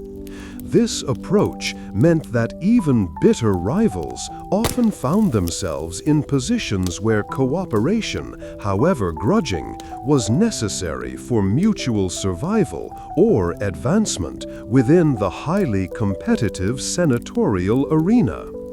The challenges of rising within the senatorial ranks were significant, as established families and their supporters often controlled the pathways to power. To overcome this entrenched opposition, Caesar employed innovative solutions that often caught his rivals off guard. He understood that public opinion, carefully cultivated, could exert considerable pressure on the Senate, prompting them to act in ways that might not align with their own traditional interests. Thus, he diligently worked to build his personal popularity, often through public works or gestures that endeared him to the plebeians, creating a powerful counterweight to senatorial authority. This process of undermining rivals was not merely reactive. It was a proactive and systematic endeavor. Caesar would anticipate the likely moves of his opponents, preparing counter-strategies and alternative plans well in advance.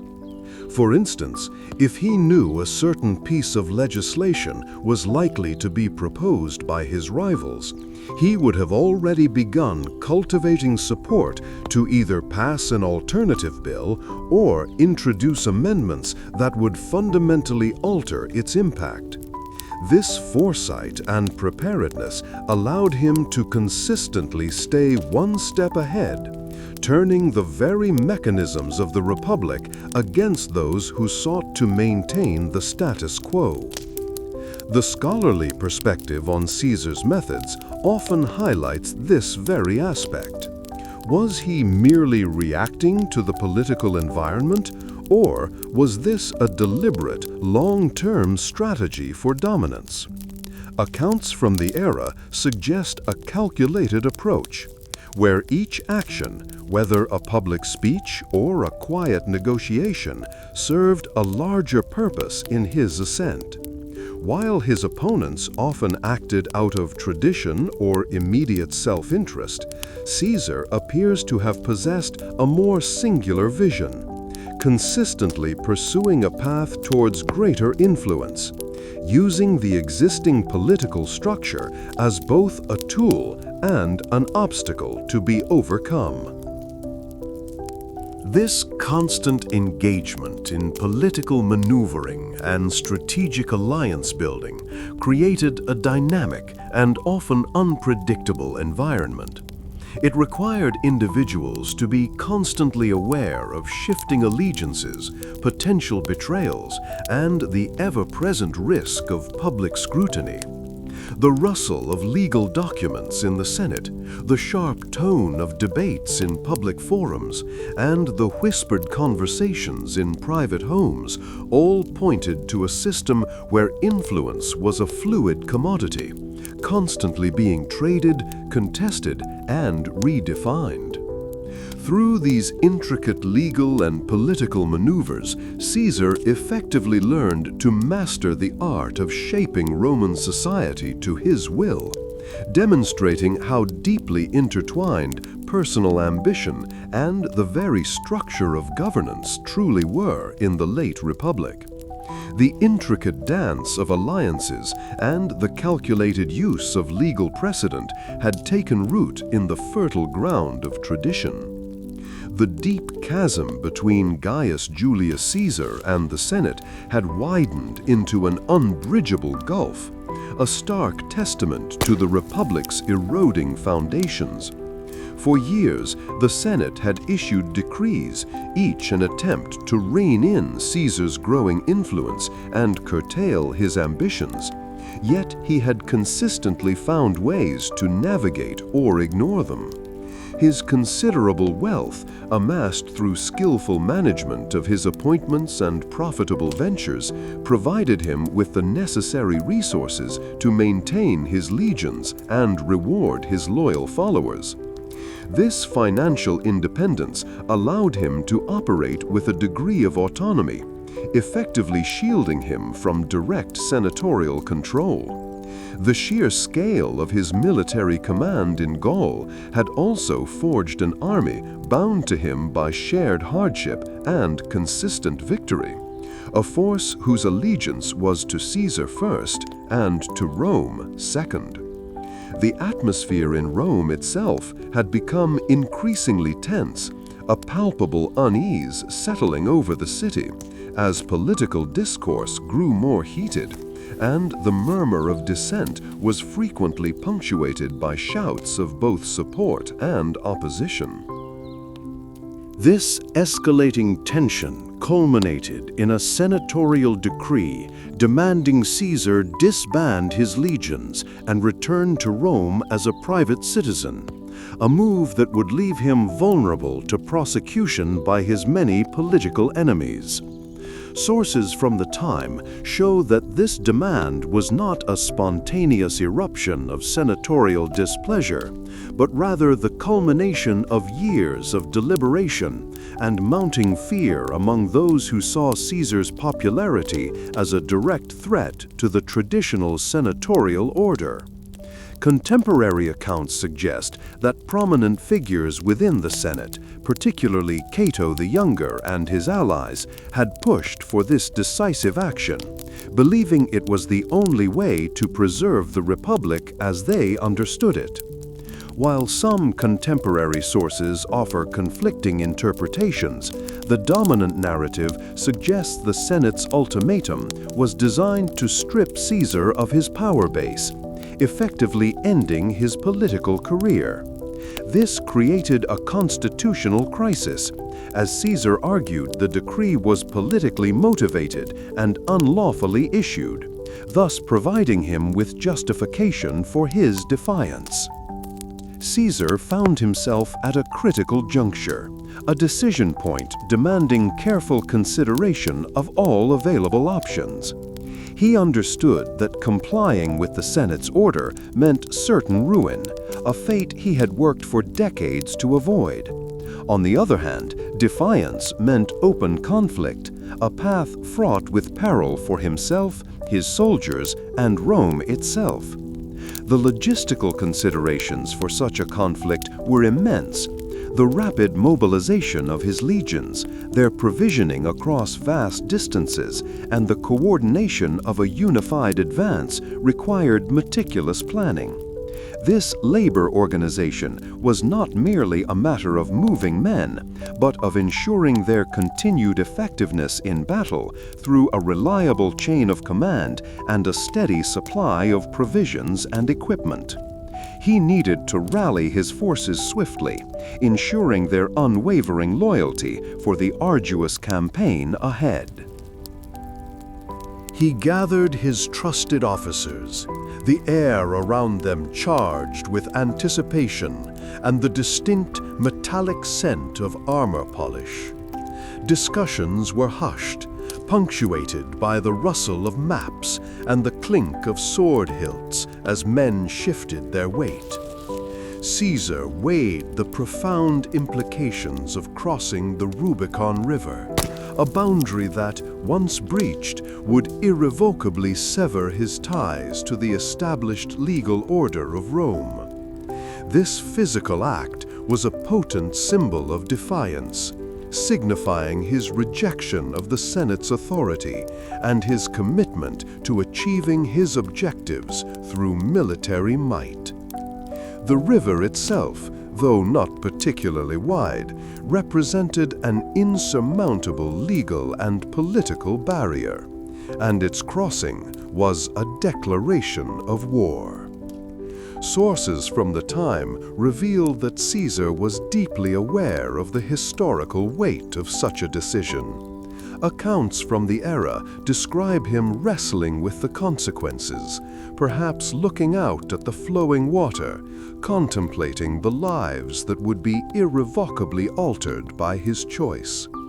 While the exact words spoken in that moment are lost to time, the immense gravity of the situation was undeniable. The choice before him was stark: surrender his political future and face personal destruction, or march on Rome and plunge the Republic into civil war. This internal conflict was not merely personal. It was a reflection of the deep divisions that had fractured Roman society. This pivotal moment saw Caesar make his definitive choice. His legions were arrayed, their disciplined formations a testament to years of rigorous training and shared experiences. The materials at his disposal were not just the gleaming swords and shields of his soldiers, but the wealth he had accumulated, the unwavering loyalty of his men, and the political capital he had diligently built. These assets provided the foundation for a campaign that would challenge the very fabric of the Roman Republic. The accumulated wealth, often derived from spoils of war and strategically managed provincial revenues, served not only to pay his troops, but also to finance the extensive logistical network required to sustain an army on the move. He decided to advance. The decision was communicated through decisive action rather than lengthy pronouncements. The march began, a steady, measured movement of seasoned soldiers, the rhythmic sound of their hobnailed sandals striking the earth, a potent auditory signal of their advance. Contemporary sources note the speed and efficiency of this mobilization, a testament to Caesar's organizational prowess and the deep-seated loyalty of his troops. The logistical challenges of moving such a large force were considerable, requiring careful coordination of supply trains and forward planning for encampments and provisions. This meticulous labor organization was as crucial to his success as any battlefield tactic. The crossing of the Rubicon River was, by all accounts, a point of no return. Contemporary accounts, while varying in their emphasis, generally agree on the symbolic significance of this act. Some suggest Caesar paused, contemplating the profound implications of his decision, a moment of profound personal reflection before unleashing the might of his legions upon Italy. This moment was not merely a military maneuver, it was a political statement, a direct challenge to the established authority of the Senate. The legal and constitutional crisis that followed was immense, as the Republic's established norms and procedures fractured under the weight of this unprecedented challenge.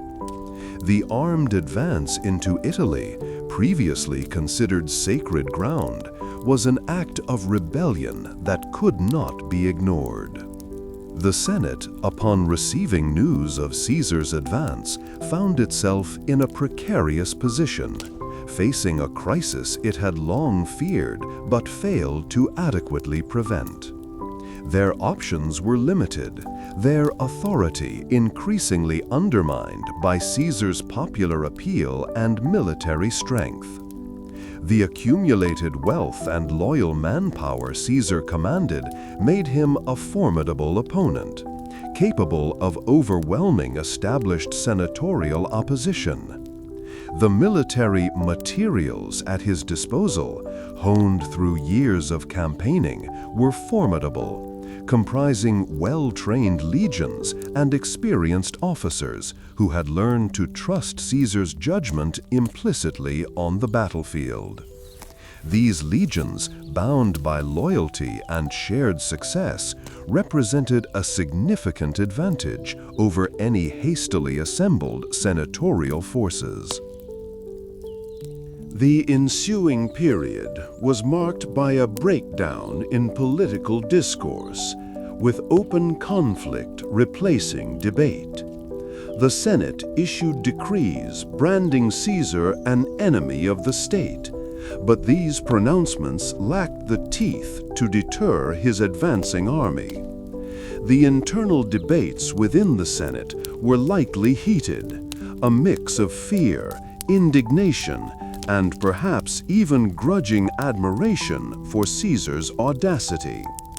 The materials of their opposition were primarily legal precedents and the weight of tradition, which proved insufficient against Caesar's tangible military and financial resources. The rapid mobilization of Caesar's legions and their confident advance showcased a level of operational efficiency that left the Senate scrambling to respond effectively. This period demonstrated the critical interplay between military success and political leverage in the late Roman Republic. Caesar's victories in Gaul had not only provided him with wealth and loyal troops, but also with immense popularity among the Roman populace, who admired his military achievements and saw him as a champion of the people against an entrenched aristocracy. This popular support served as a crucial buffer against senatorial opposition, allowing him to defy their decrees with a degree of impunity. The skills honed in warfare, particularly in logistics and troop management, translated directly into his ability to organize and execute a swift military response against his political adversaries. The scholarly debate continues regarding the precise moment Caesar definitively decided to march on Rome. Some argue that the senatorial decree stripping him of his command and ordering him to disband his legions was the final catalyst, pushing him towards an unavoidable confrontation.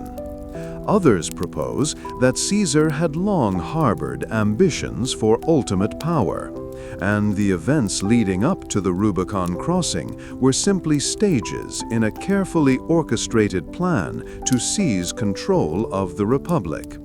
This perspective suggests that his actions were less a reaction to senatorial opposition and more a proactive pursuit of his own agenda, using the Republic's institutions and challenges to his advantage.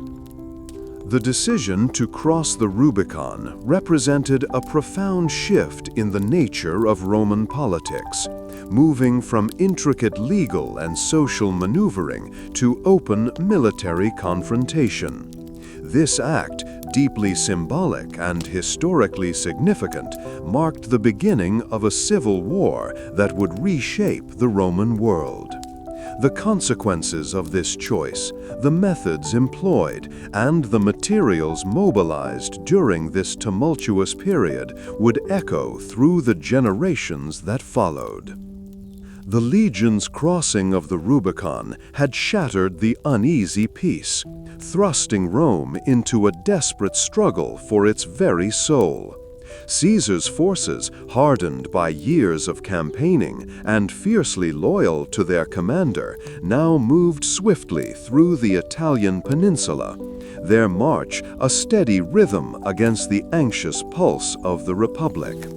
Across the diverse landscapes, from the fertile plains of Campania to the rugged passes leading south, the seasoned Roman soldiery advanced with practiced efficiency, their focus fixed on the distant capital and the ensuing conflict. This rapid advance required a constant, intricate web of logistical support, a testament to the organizational might Caesar had cultivated, ensuring his men were provisioned and equipped for every contingency as they pushed deeper into territories still ostensibly loyal to the Senate. The effectiveness of Caesar's military machine stemmed from a deeply ingrained understanding of soldierly needs and the methodical execution of supply chains, a critical technical process for any prolonged campaign. Commanders meticulously calculated the quantity of grain, dried rations, and wine required for each legion, ensuring that movement was not hampered by a lack of sustenance. Furthermore, the procurement of essential materials for repairs, leather for sandals and armor, wood for palisades and siege engines, and iron for weapon maintenance, was managed with comparable precision.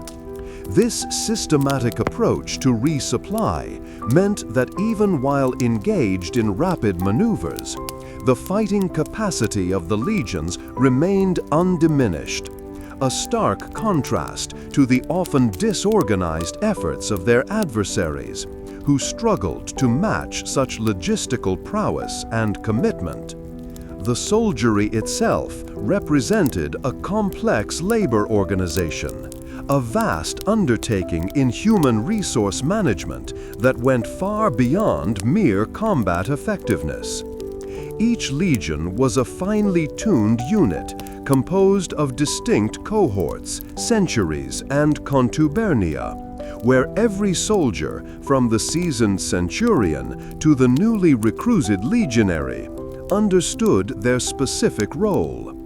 This structure fostered discipline and unit cohesion, crucial elements that allowed for the swift implementation of complex tactical maneuvers on the battlefield, whether it was the disciplined advance of the manipular formation or the rapid construction of fortified camps.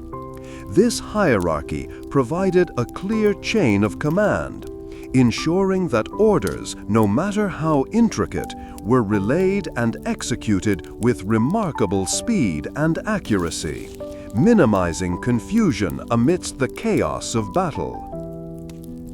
Indeed, the material analysis of Caesar's army revealed a formidable array of weaponry and defensive equipment that provided a tangible advantage in engagements. While the basic gladius, a short, double-edged sword, remained the primary offensive weapon, its effectiveness was amplified by the sturdy scutum, a large curved shield that offered superior protection. Alongside these were the pila, heavy javelins designed to be thrown before closing to disrupt enemy formations and disable shields.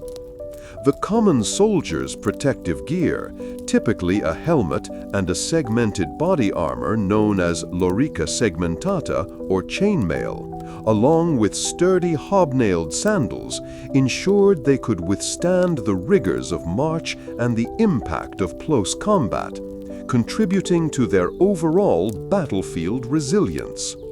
The fighting on the plains of Pharsalus, a pivotal confrontation in the Civil War, offers a potent illustration of Caesar's strategic brilliance and tactical adaptability. Facing a numerically superior army led by Pompey, Caesar strategically deployed his legions, anticipating Pompey's attempts to envelop his flanks. He committed his veteran 10th Legion to the crucial center, while famously holding a reserve of fresh troops, a tactical innovation often attributed to him, positioned to counter enemy flanking movements. This reserve, a critical element of his battle plan, was deployed with precision at the decisive moment, breaking Pompey's cavalry charge and turning the tide of the engagement, showcasing a sophisticated understanding of battlefield dynamics and troop deployment. This masterful maneuver at Pharsalus exemplifies a broader scholarly perspective on Caesar's generalship, which often highlights his uncanny ability to read the battlefield and exploit his opponent's weaknesses. Military historians frequently analyze his campaigns for their innovative use of battlefield tactics, such as the effective deployment of reserves, the rapid construction of fortifications, and the innovative use of combined arms, integrating infantry, cavalry, and siege weaponry with unparalleled effectiveness. His capacity to adapt his strategies to diverse terrains and circumstances, whether fighting in the open plains of Thessaly or the confined spaces of a Roman city, cemented his reputation as one of history's most capable commanders, a leader who consistently outthought and outmaneuvered his adversaries. The conflict, however, was not confined to the battlefields of Greece. It extended to the shores of North Africa and the lands of Spain, each presenting unique logistical and strategic challenges that Caesar consistently overcame. The arduous sea voyages required careful planning to transport large numbers of troops and their equipment across considerable distances, demanding mastery of naval coordination and the securing of supply routes. In North Africa, the terrain presented difficulties with water and forage, requiring the organization of extensive foraging parties and the construction of wells to sustain the legions, a constant strain on resources and manpower. These extended campaigns demanded not only battlefield prowess, but also a relentless focus on maintaining the operational capacity of an army spread across a vast theater of war. Moreover, the organization of Caesar's armies during these protracted campaigns showcased a remarkable capacity for enduring hardship and maintaining morale under pressure. Soldiers were not only expected to fight with ferocity, but also to undertake significant labor, including the construction of fortified camps each night, digging trenches, and building siege works. This demanding routine, coupled with consistent success and the promise of generous rewards, fostered a deep sense of loyalty to Caesar, a bond that proved instrumental in the loyalty of his troops. The centurions and tribunes, chosen for their competence and leadership qualities, played a vital role in maintaining discipline and communicating Caesar's vision to the rank and file, ensuring unity of purpose even in the most challenging circumstances. The material needs of these vast armies were substantial, requiring a constant flow of resources from across the Republic and its territories. The weaponry, from the ubiquitous gladius and pilum to the more specialized artillery like the ballista and onager for sieges, all required skilled artisans and raw materials, iron ore, timber, and leather, sourced and transported with considerable effort. The upkeep of armor, the replacement of worn-out sandals, and the provision of tents and camp equipment formed a continuous demand on the logistical apparatus.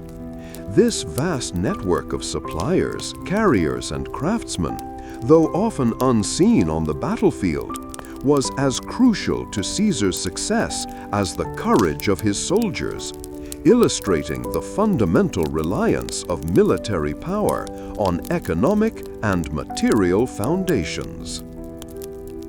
The spoils of war, a significant material gain from Caesar's Gallic campaigns and now from the Civil War, were strategically employed to fuel his war effort and secure the allegiance of his soldiers.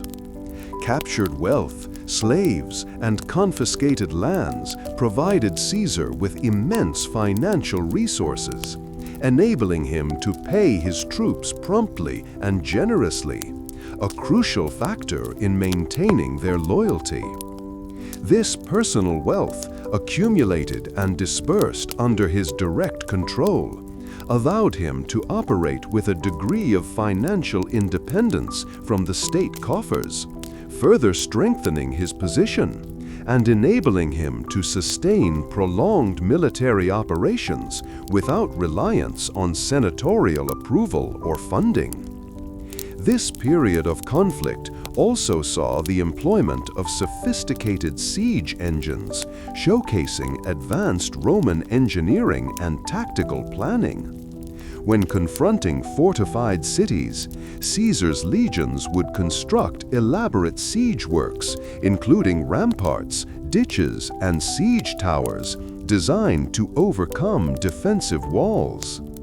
The ballista, a massive crossbow capable of hurling large stones or iron bolts with considerable force, and the onager, a torsion-powered catapult that flung stones, were vital for breaching enemy fortifications. The skillful deployment and operation of these machines, often requiring specialized crews and careful coordination with infantry assaults, were integral to Caesar's success in subduing cities and securing strategic advantages throughout his campaigns. The engagement at Dyrrhachium, prior to Pharsalus, provides another stark example of Caesar's tactical acumen against a formidable opponent like Pompey.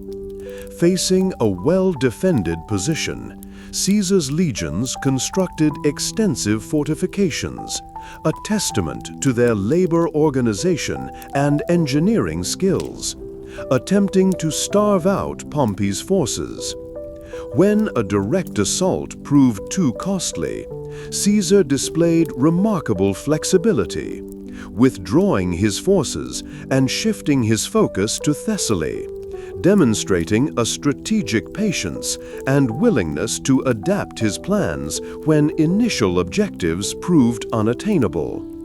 This ability to reevaluate and regroup, rather than clinging to a failing strategy, was a hallmark of his military leadership. From the plains of Italy to the distant fields of Africa and Greece, Caesar's military campaigns were a masterclass in logistics, troop management, and battlefield strategy. The precise organization of his legions, the meticulous planning of supply lines, and the innovative application of tactical principles allowed him to overcome numerically superior forces and challenging terrains. These efforts were underpinned by a constant need for materials, from the basic requirements of food and shelter to the specialized equipment needed for sieges and pitched battles, all managed through a complex system of procurement and distribution. The sustained success of these operations underscored the critical role of military organization and material support in achieving political objectives. The skilled hands had shaped legions into instruments of conquest. Rome, after years of conflict, now pulsed with a different rhythm. The echoes of marching legions had faded, replaced by the quiet hum of reconstruction and the murmur of a populace adjusting to a new order.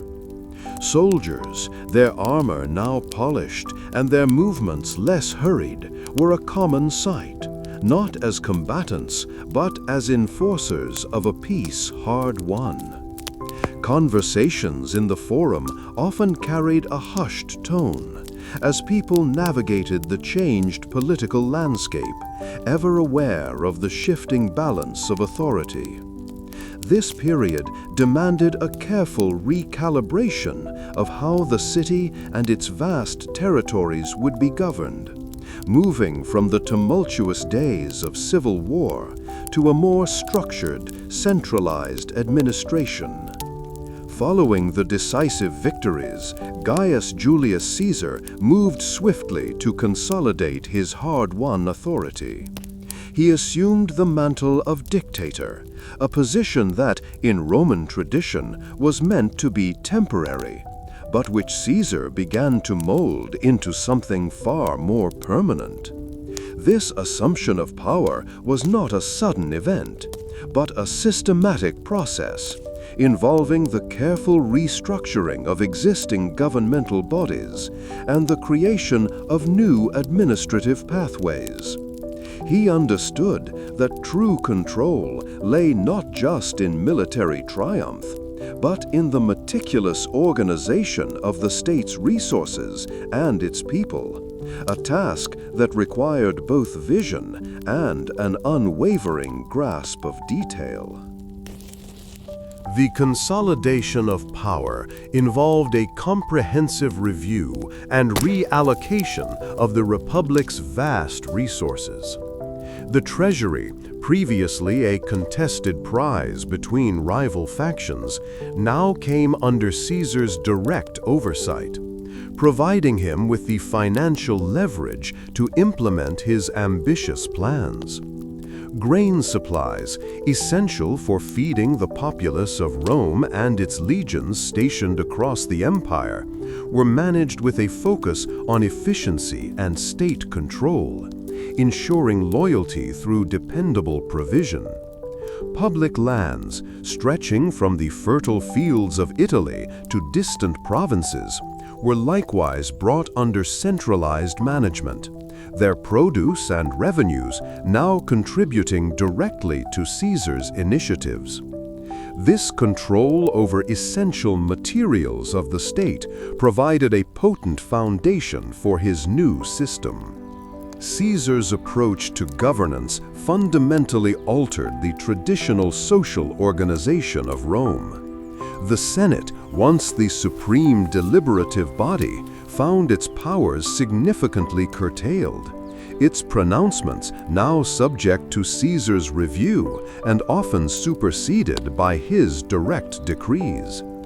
He began to centralize authority, creating new administrative roles and placing loyal individuals in positions of influence, effectively bypassing the old senatorial aristocracy. This restructuring aimed to create a more responsive and efficient government, one that could implement decisions without the lengthy debates and political deadlock that had plagued the late Republic. This shift represented a profound change in how Roman power was structured and exercised. Establishing this new order presented considerable challenges. Resentment lingered among those who felt their traditional privileges had been stripped away, and the sheer scale of administering a vast and diverse empire required immense logistical planning. Caesar addressed these challenges through a combination of firm governance and pragmatic reforms. He initiated public works projects, like the construction of new forums and aqueducts, which not only improved the city, but also provided employment and fostered a sense of progress among the populace. These projects, along with the extension of Roman citizenship to some provincial communities, served to build broader support and integrate disparate populations into his vision of a unified Roman state. One of Caesar's most significant undertakings was the reform of the Roman calendar. The old calendar had fallen into disarray, with months falling out of sync with the seasons, a situation that caused practical difficulties for agriculture and public life. Caesar, drawing on astronomical knowledge, oversaw the implementation of a new, solar-based calendar, which aligned the months with the celestial cycles more accurately. This complex process involved careful calculation and the dissemination of new dating conventions across the empire, a logistical feat in itself. It was a clear demonstration of his administrative capacity, using precise measurement and systematic organization to bring order to a fundamental aspect of Roman life. This reform, a remarkably forward-thinking endeavor, continues to influence the calendars we use today. The administration of conquered territories also underwent significant changes. Previously, provincial governance could be inconsistent, with governors often exploiting their positions for personal gain. Caesar implemented a more standardized system, appointing officials who were expected to govern justly and efficiently, reporting directly to him. This involved establishing clear guidelines for taxation, justice, and public works in the provinces. The aim was to ensure that resources flowed to Rome in a predictable manner, and that the provinces contributed to the overall stability and prosperity of the state, rather than being seen as mere sources of plunder. This systematic approach required establishing new reporting structures and legal frameworks. Caesar's governance was also marked by a focus on public welfare and urban development. He initiated ambitious building programs that reshaped the physical landscape of Rome, creating new spaces for public assembly and commerce. The construction of the Forum Julium, for example, provided a new center for civic life and administrative functions, relieving congestion in the older Forum. These projects were not merely about beautification. They were carefully planned endeavors that required the organization of vast numbers of laborers, engineers, and material suppliers, demonstrating a mastery of project management on an unprecedented scale. It allowed for the efficient deployment of manpower and resources. The management of the army, now Caesar's primary instrument of power, remained a key focus. He ensured his legions were well paid, well equipped, and consistently engaged in training or public works when not on campaign. This kept the soldiers occupied, loyal, and productive, preventing the idleness that could lead to dissent. He understood that the army's loyalty was a tangible asset, built on consistent provision and a shared sense of purpose, a far cry from the more ad hoc loyalty of earlier Republican armies. The infrastructure to support these legions, including supply depots and roads, was maintained and expanded, a testament to the organized nature of his administration. Despite these sweeping changes, Caesar faced a continuing challenge in managing the deep-seated traditions and ingrained skepticism of the Roman elite. Many senators viewed his consolidation of power with suspicion, seeing his reforms as undermining the very foundations of the republic they held dear. This created a simmering tension, a constant negotiation between Caesar's drive for centralized control and the lingering influence of established institutions. The scholarly debate continues to this day.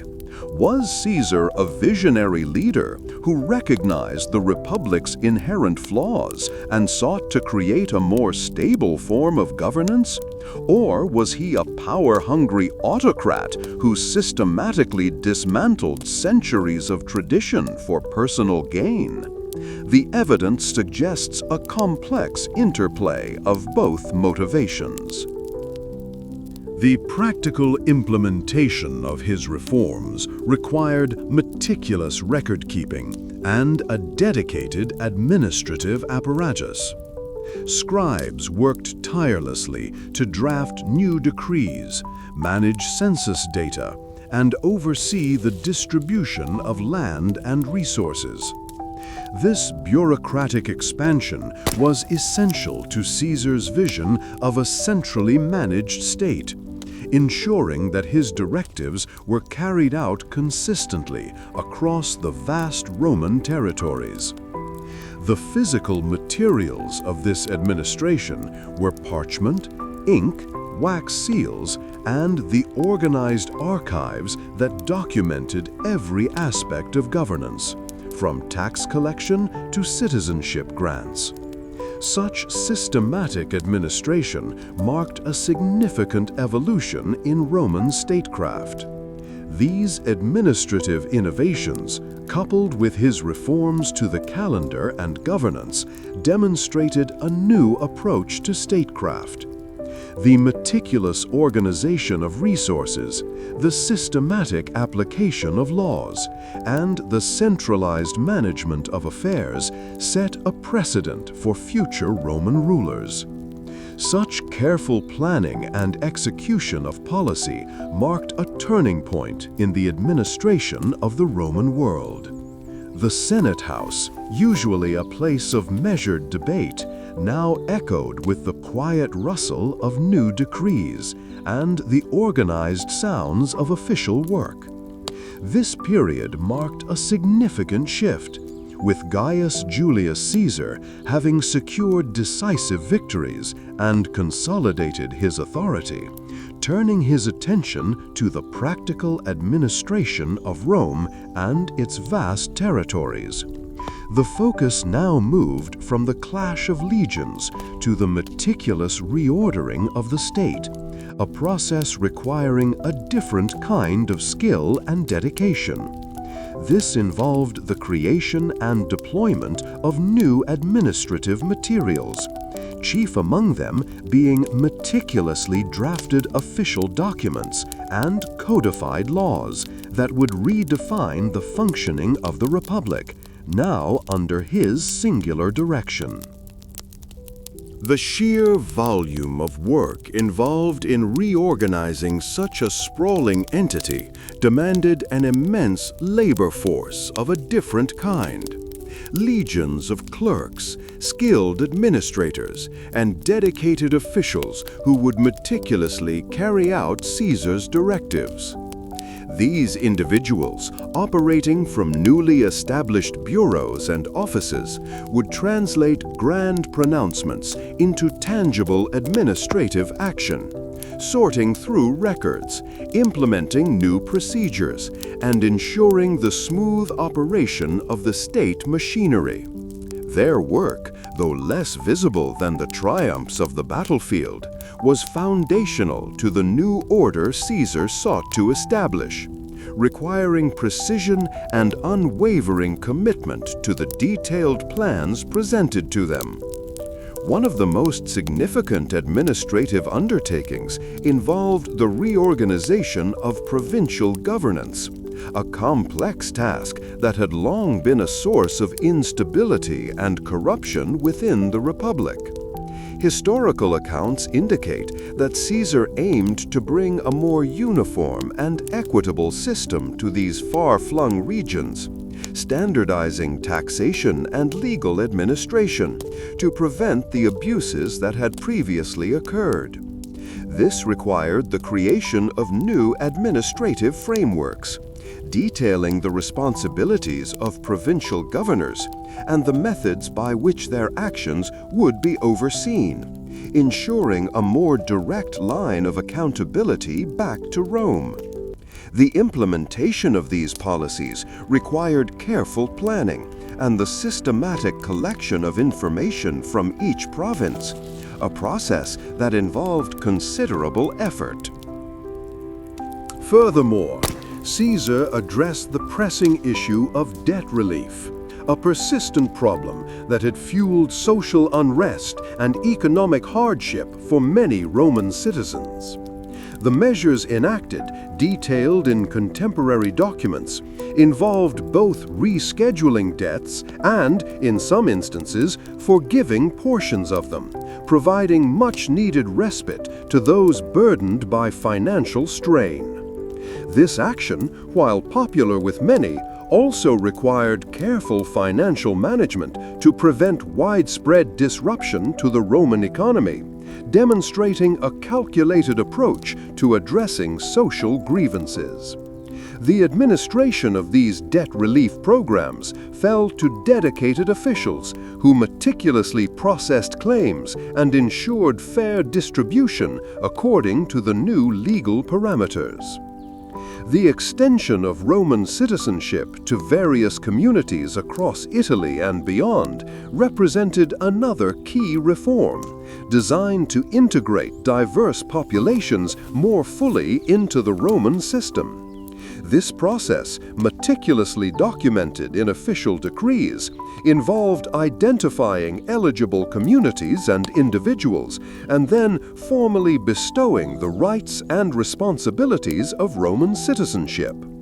This move aimed to foster greater loyalty and cohesion throughout the territories, transforming subjects into citizens and strengthening the overall fabric of Roman society.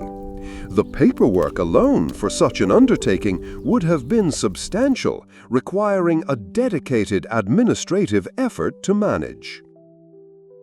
The practical implementation of these reforms often involved significant public works projects, which served a dual purpose. They provided employment and economic stimulus, while also symbolizing the new era of stability and progress under Caesar's rule. These projects ranged from the construction of new roads and aqueducts to the beautification of Rome itself, with new public buildings and infrastructure being developed. The administration of these large-scale endeavors required extensive planning, resource allocation, and the coordination of skilled laborers and engineers, all working under the directives of appointed officials.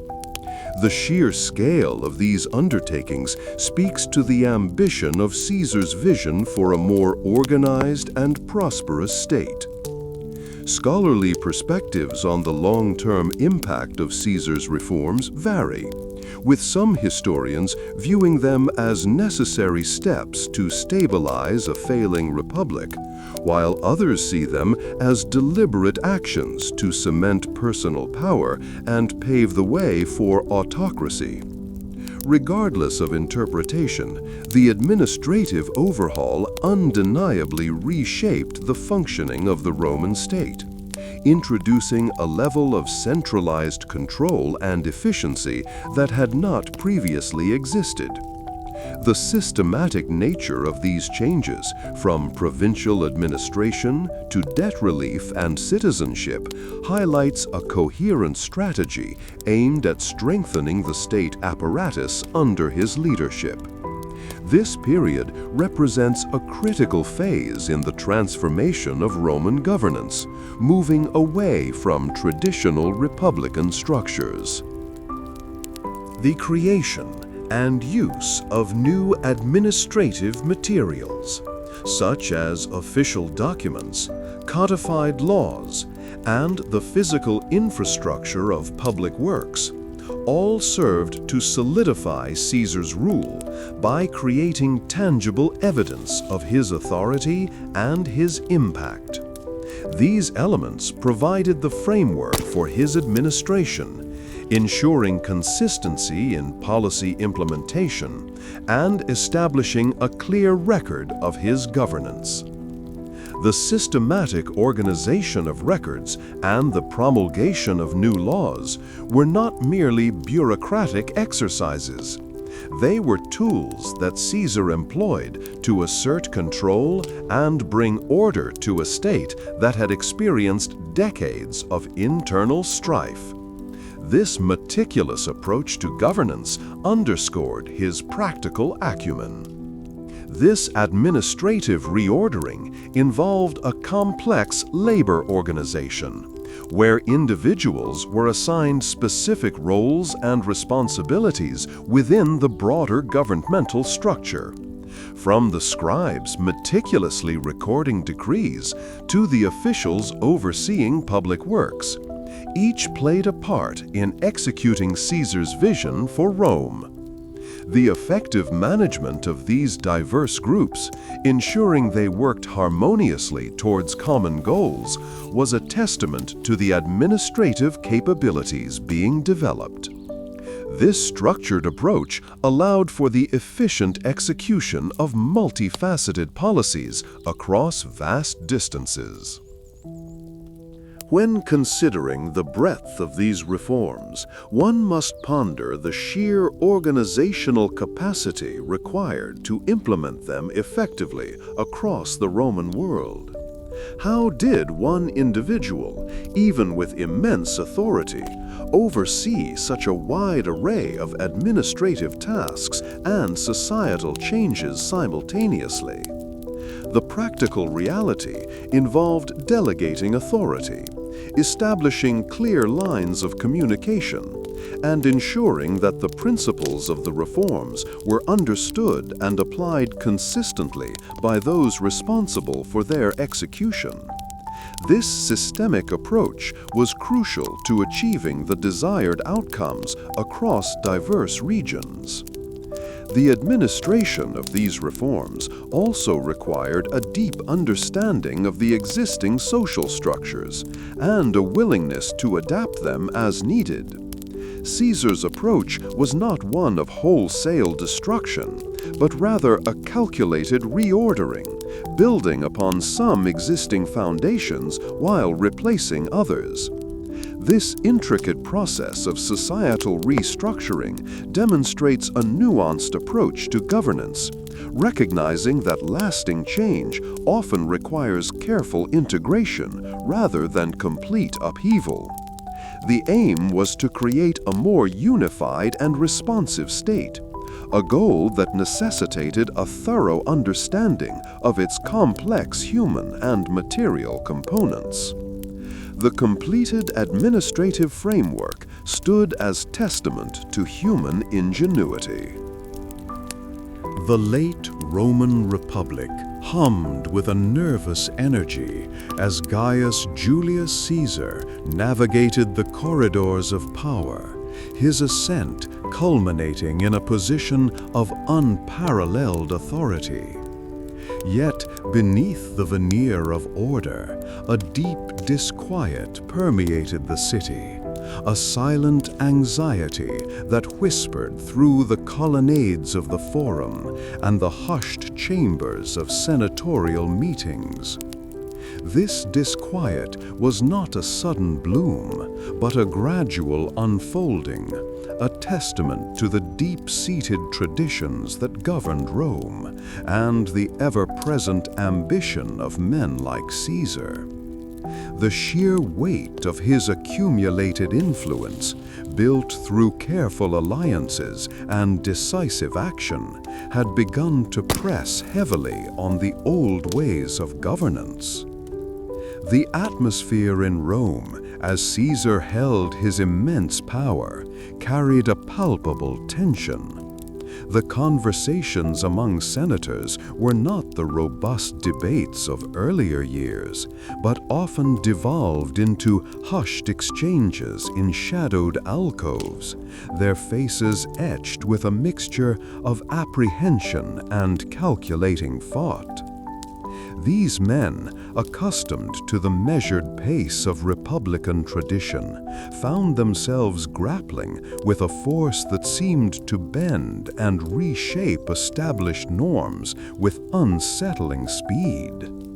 This fundamental shift in political gravity meant that every decision, every decree Caesar issued, was scrutinized not just for its merit, but for its implication on the very structure of their shared governance, creating a climate where trust grew thin.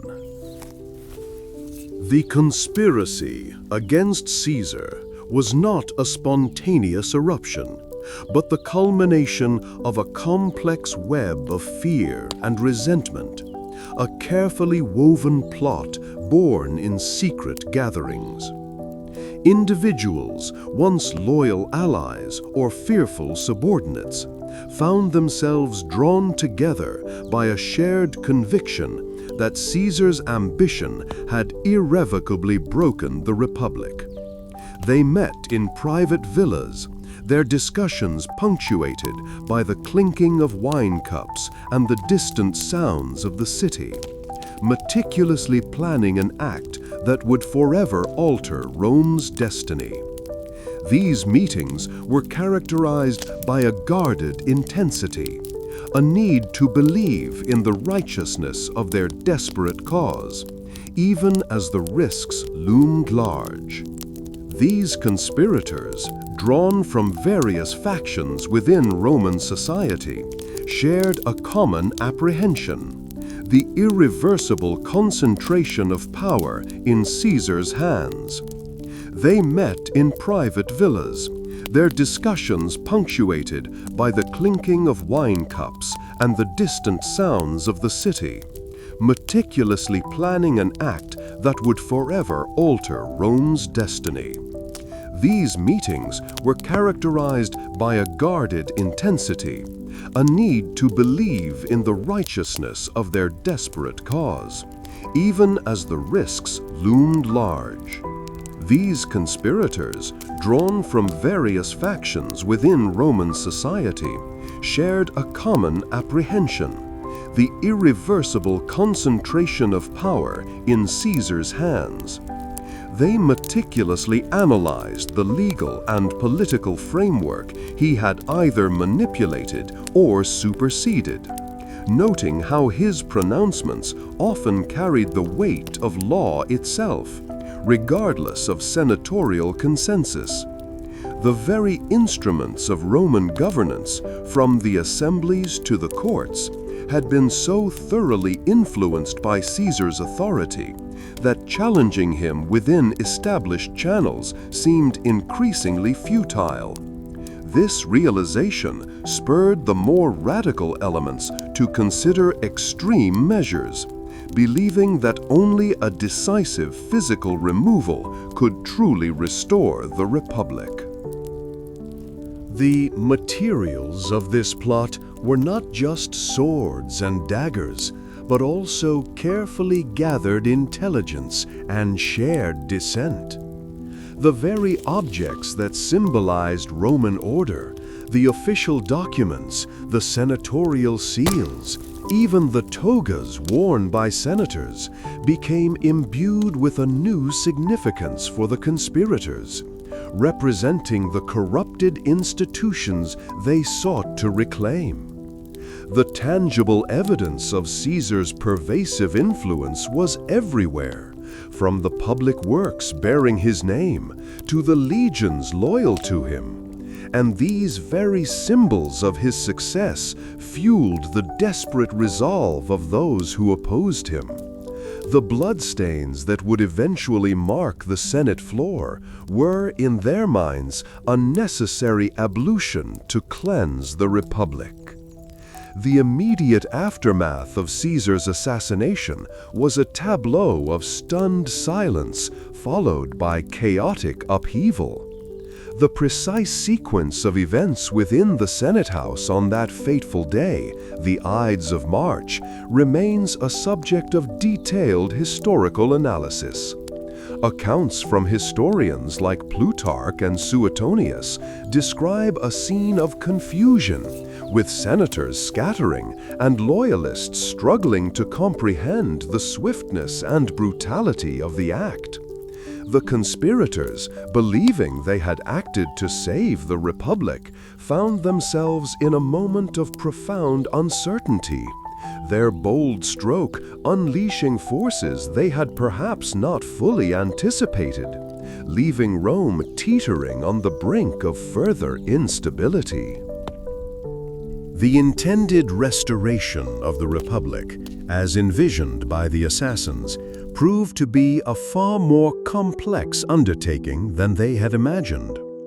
While Caesar's death removed a single dominant figure, it did not magically reanimate the moribund republican spirit or quell the ambitions of other powerful men who had been waiting in the wings. Instead, his assassination plunged Rome into a series of protracted civil wars, a period where competing factions vied for supremacy, each claiming to uphold the true principles of the Republic. This outcome starkly revealed that the Republic's vulnerabilities were systemic, not solely attributable to Caesar's personal ambition, demonstrating a profound fragility in its core structures. The meticulously planned assassination, intended to be a precise surgical removal, instead triggered a widespread societal tremor. The very fabric of Roman social organization, so carefully maintained by Caesar's administration, began to fray. Loyalties were tested as individuals and legions had to choose sides in the ensuing power vacuum, a decision that often carried life or death consequences. The intricate network of patronage and obligation that Caesar had masterfully employed now became a source of division, as allegiances fractured and former allies found themselves on opposing sides of an increasingly bitter conflict. This fragmentation meant that the immediate future of Rome was no longer a matter of political debate, but a violent struggle for dominance. The scholarly debate surrounding the motivations of the conspirators and the true consequences of their actions continues to this day. Some argue they were noble defenders of liberty, while others contend they were merely conservative senators clinging to privilege, unwilling to accept the changing realities of Roman governance. Regardless of interpretation, the historical accounts are clear.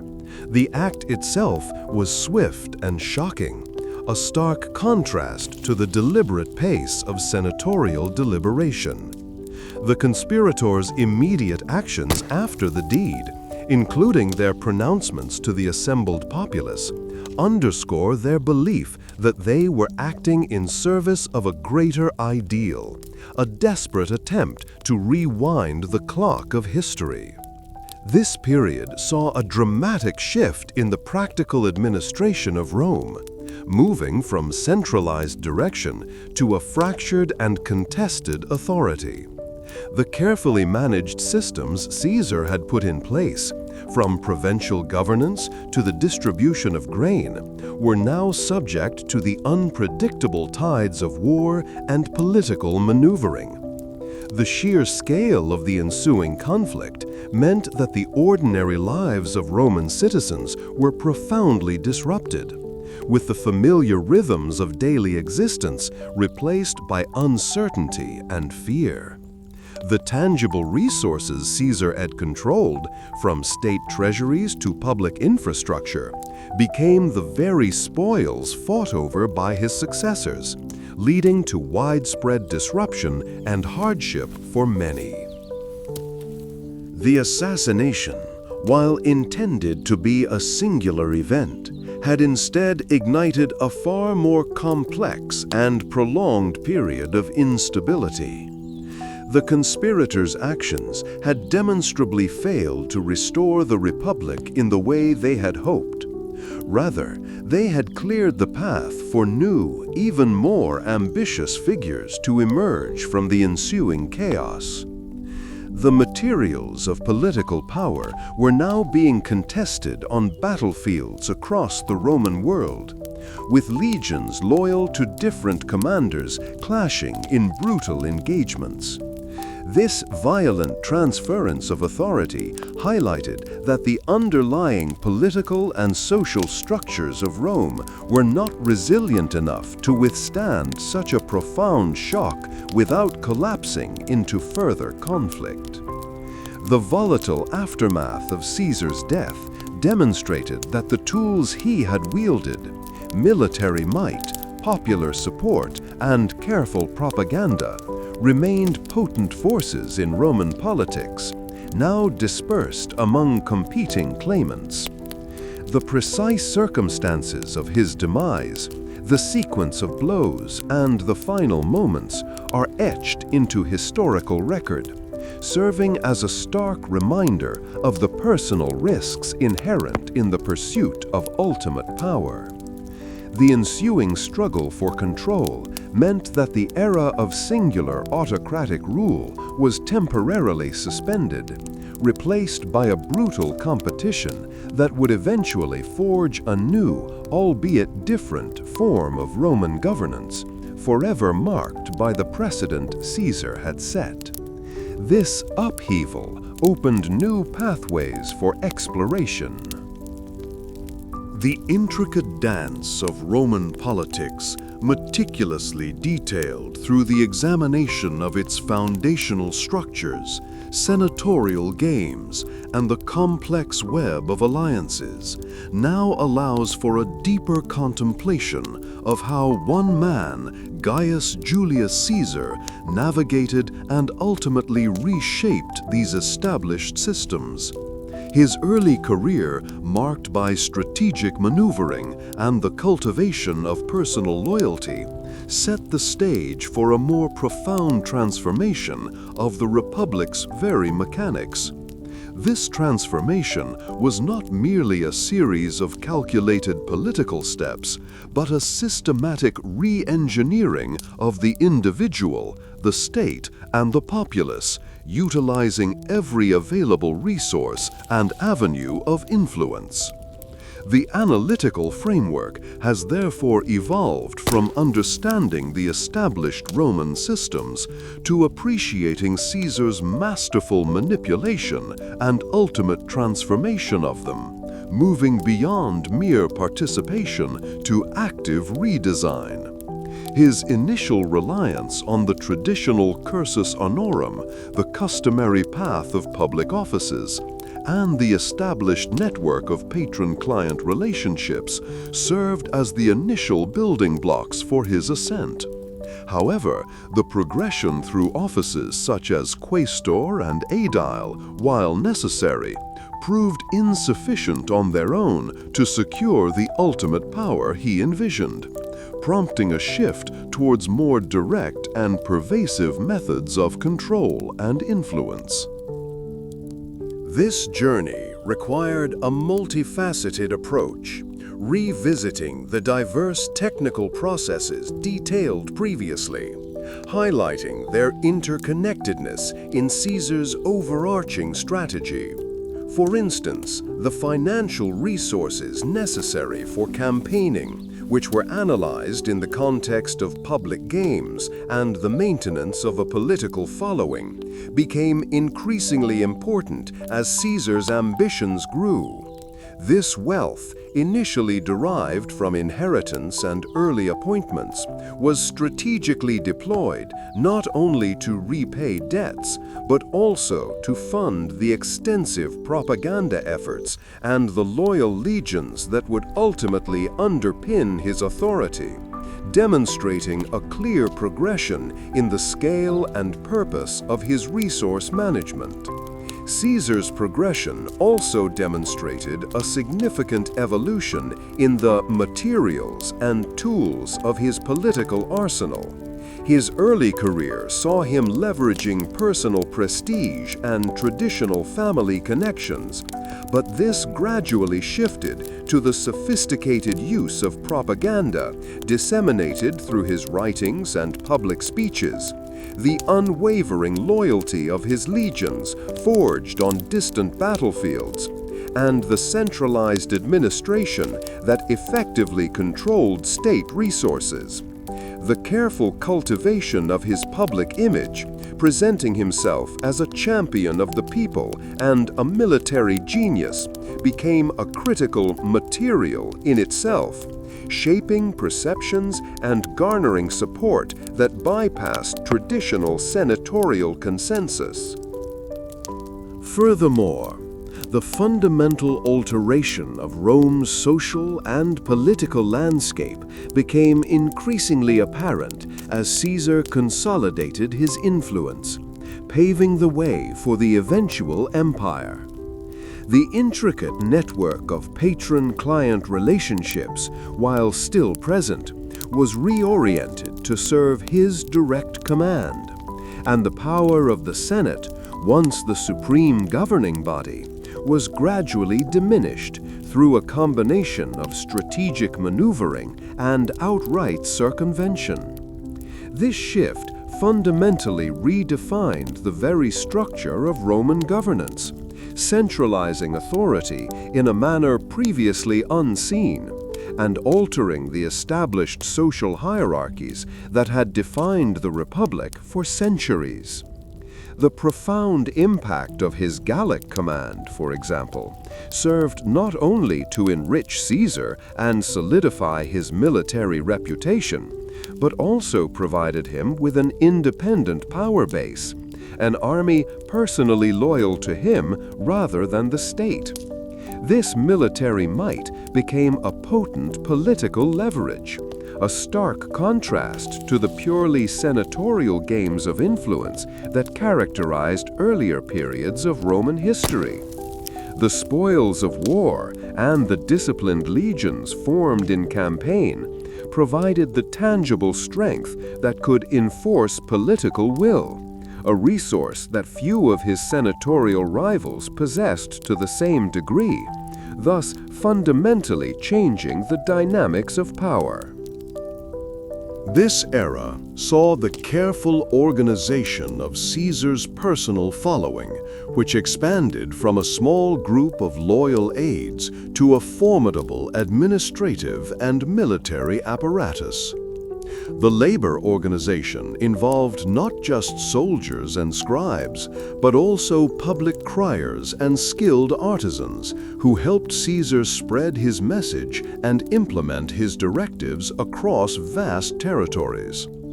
The systematic management of his legions, detailed in his own accounts, showcases an advanced understanding of logistical support and troop morale, elements that translated directly into political stability and the capacity to project power far beyond Rome itself. This transformation also involved a deep understanding of how to leverage the power of the word, moving beyond simple rhetoric to a sophisticated propaganda machine. Caesar's Commentarii de Bello Gallico, for instance, were not merely historical records, but carefully crafted narratives designed to shape public opinion and bolster his own image, showcasing his persuasive techniques and self-portrayal as a masterful general and statesman.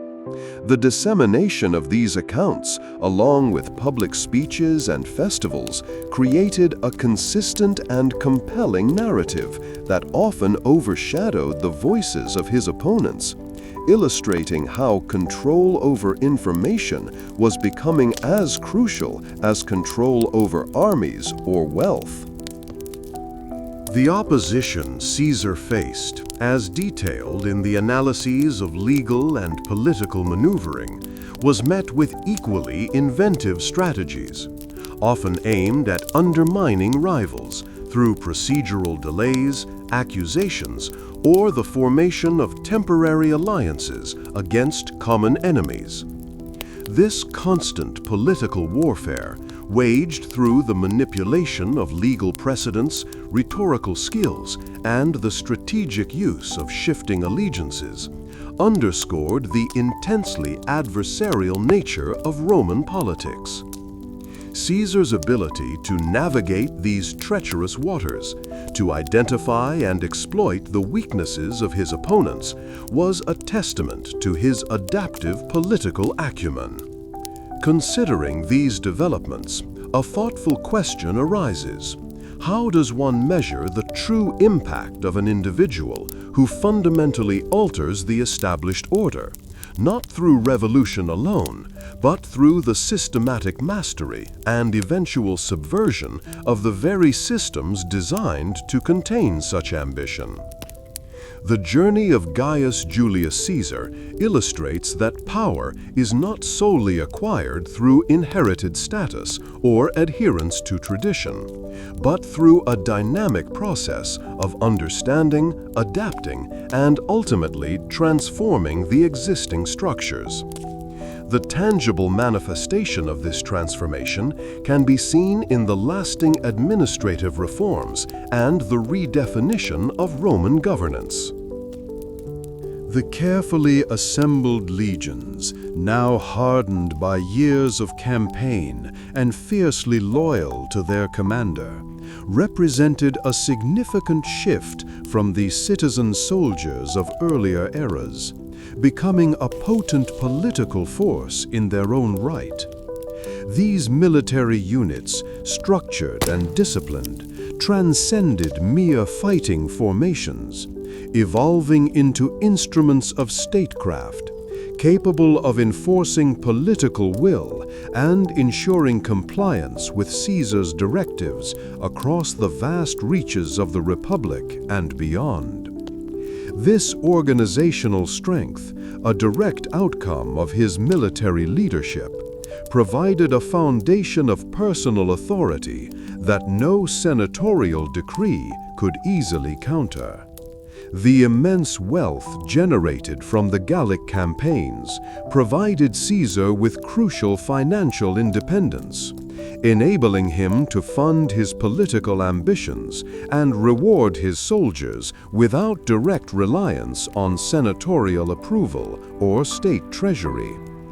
This economic leverage allowed him to bypass traditional funding mechanisms, creating a loyal military force personally indebted to him rather than the Republic. This self-sufficiency in resources transformed the nature of political power, demonstrating how military success and economic control could be inextricably linked to achieving and maintaining dominance in Roman society. The skilled orators and scribes who amplified Caesar's message, painstakingly crafting and disseminating his narrative, represent a key element in the labor organization that supported his rise. These individuals, working diligently behind the scenes, were instrumental in shaping public perception and solidifying his image as a capable leader and benevolent ruler. Their efforts ensured that Caesar's pronouncements reached the wider populace, effectively countering opposition narratives and building a broad base of popular support that proved essential in his eventual political triumphs.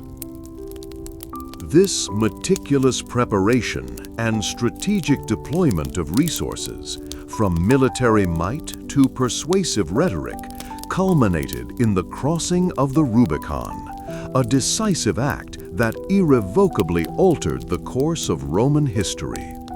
The detailed planning involved in mobilizing his forces and the logistical preparations for an invasion highlighted Caesar's mastery of operational execution. This pivotal moment marked the transition from political maneuvering within the existing framework to a direct challenge to the established order, underscoring the culmination of his systematic approach to acquiring ultimate authority. The strategic might now held its place in the growing structure. As we drift away from the compelling narrative of how Julius Caesar ascended to power, let the ancient currents of Roman influence guide you into a tranquil slumber. Think of the Republic not as a grand, unyielding edifice, but as a complex tapestry woven with ambition and shifting alliances. Caesar, much like a skilled artisan, understood the subtle threads of influence, the whispers in the Senate, and the loyalty of his legions. Tonight, as you settle into your dreams, Imagine the calm of a Roman villa after a long day, the gentle glow of oil lamps casting soft shadows. The pursuit of power, while often turbulent, ultimately gave way to periods of order and flourishing. Let that thought of enduring human endeavor, of legacies built and empires shaped, bring you a sense of peace. Rest easy, knowing that the stories of Roman power, like the stars above, are constant and will be there when you awaken. Sleep soundly.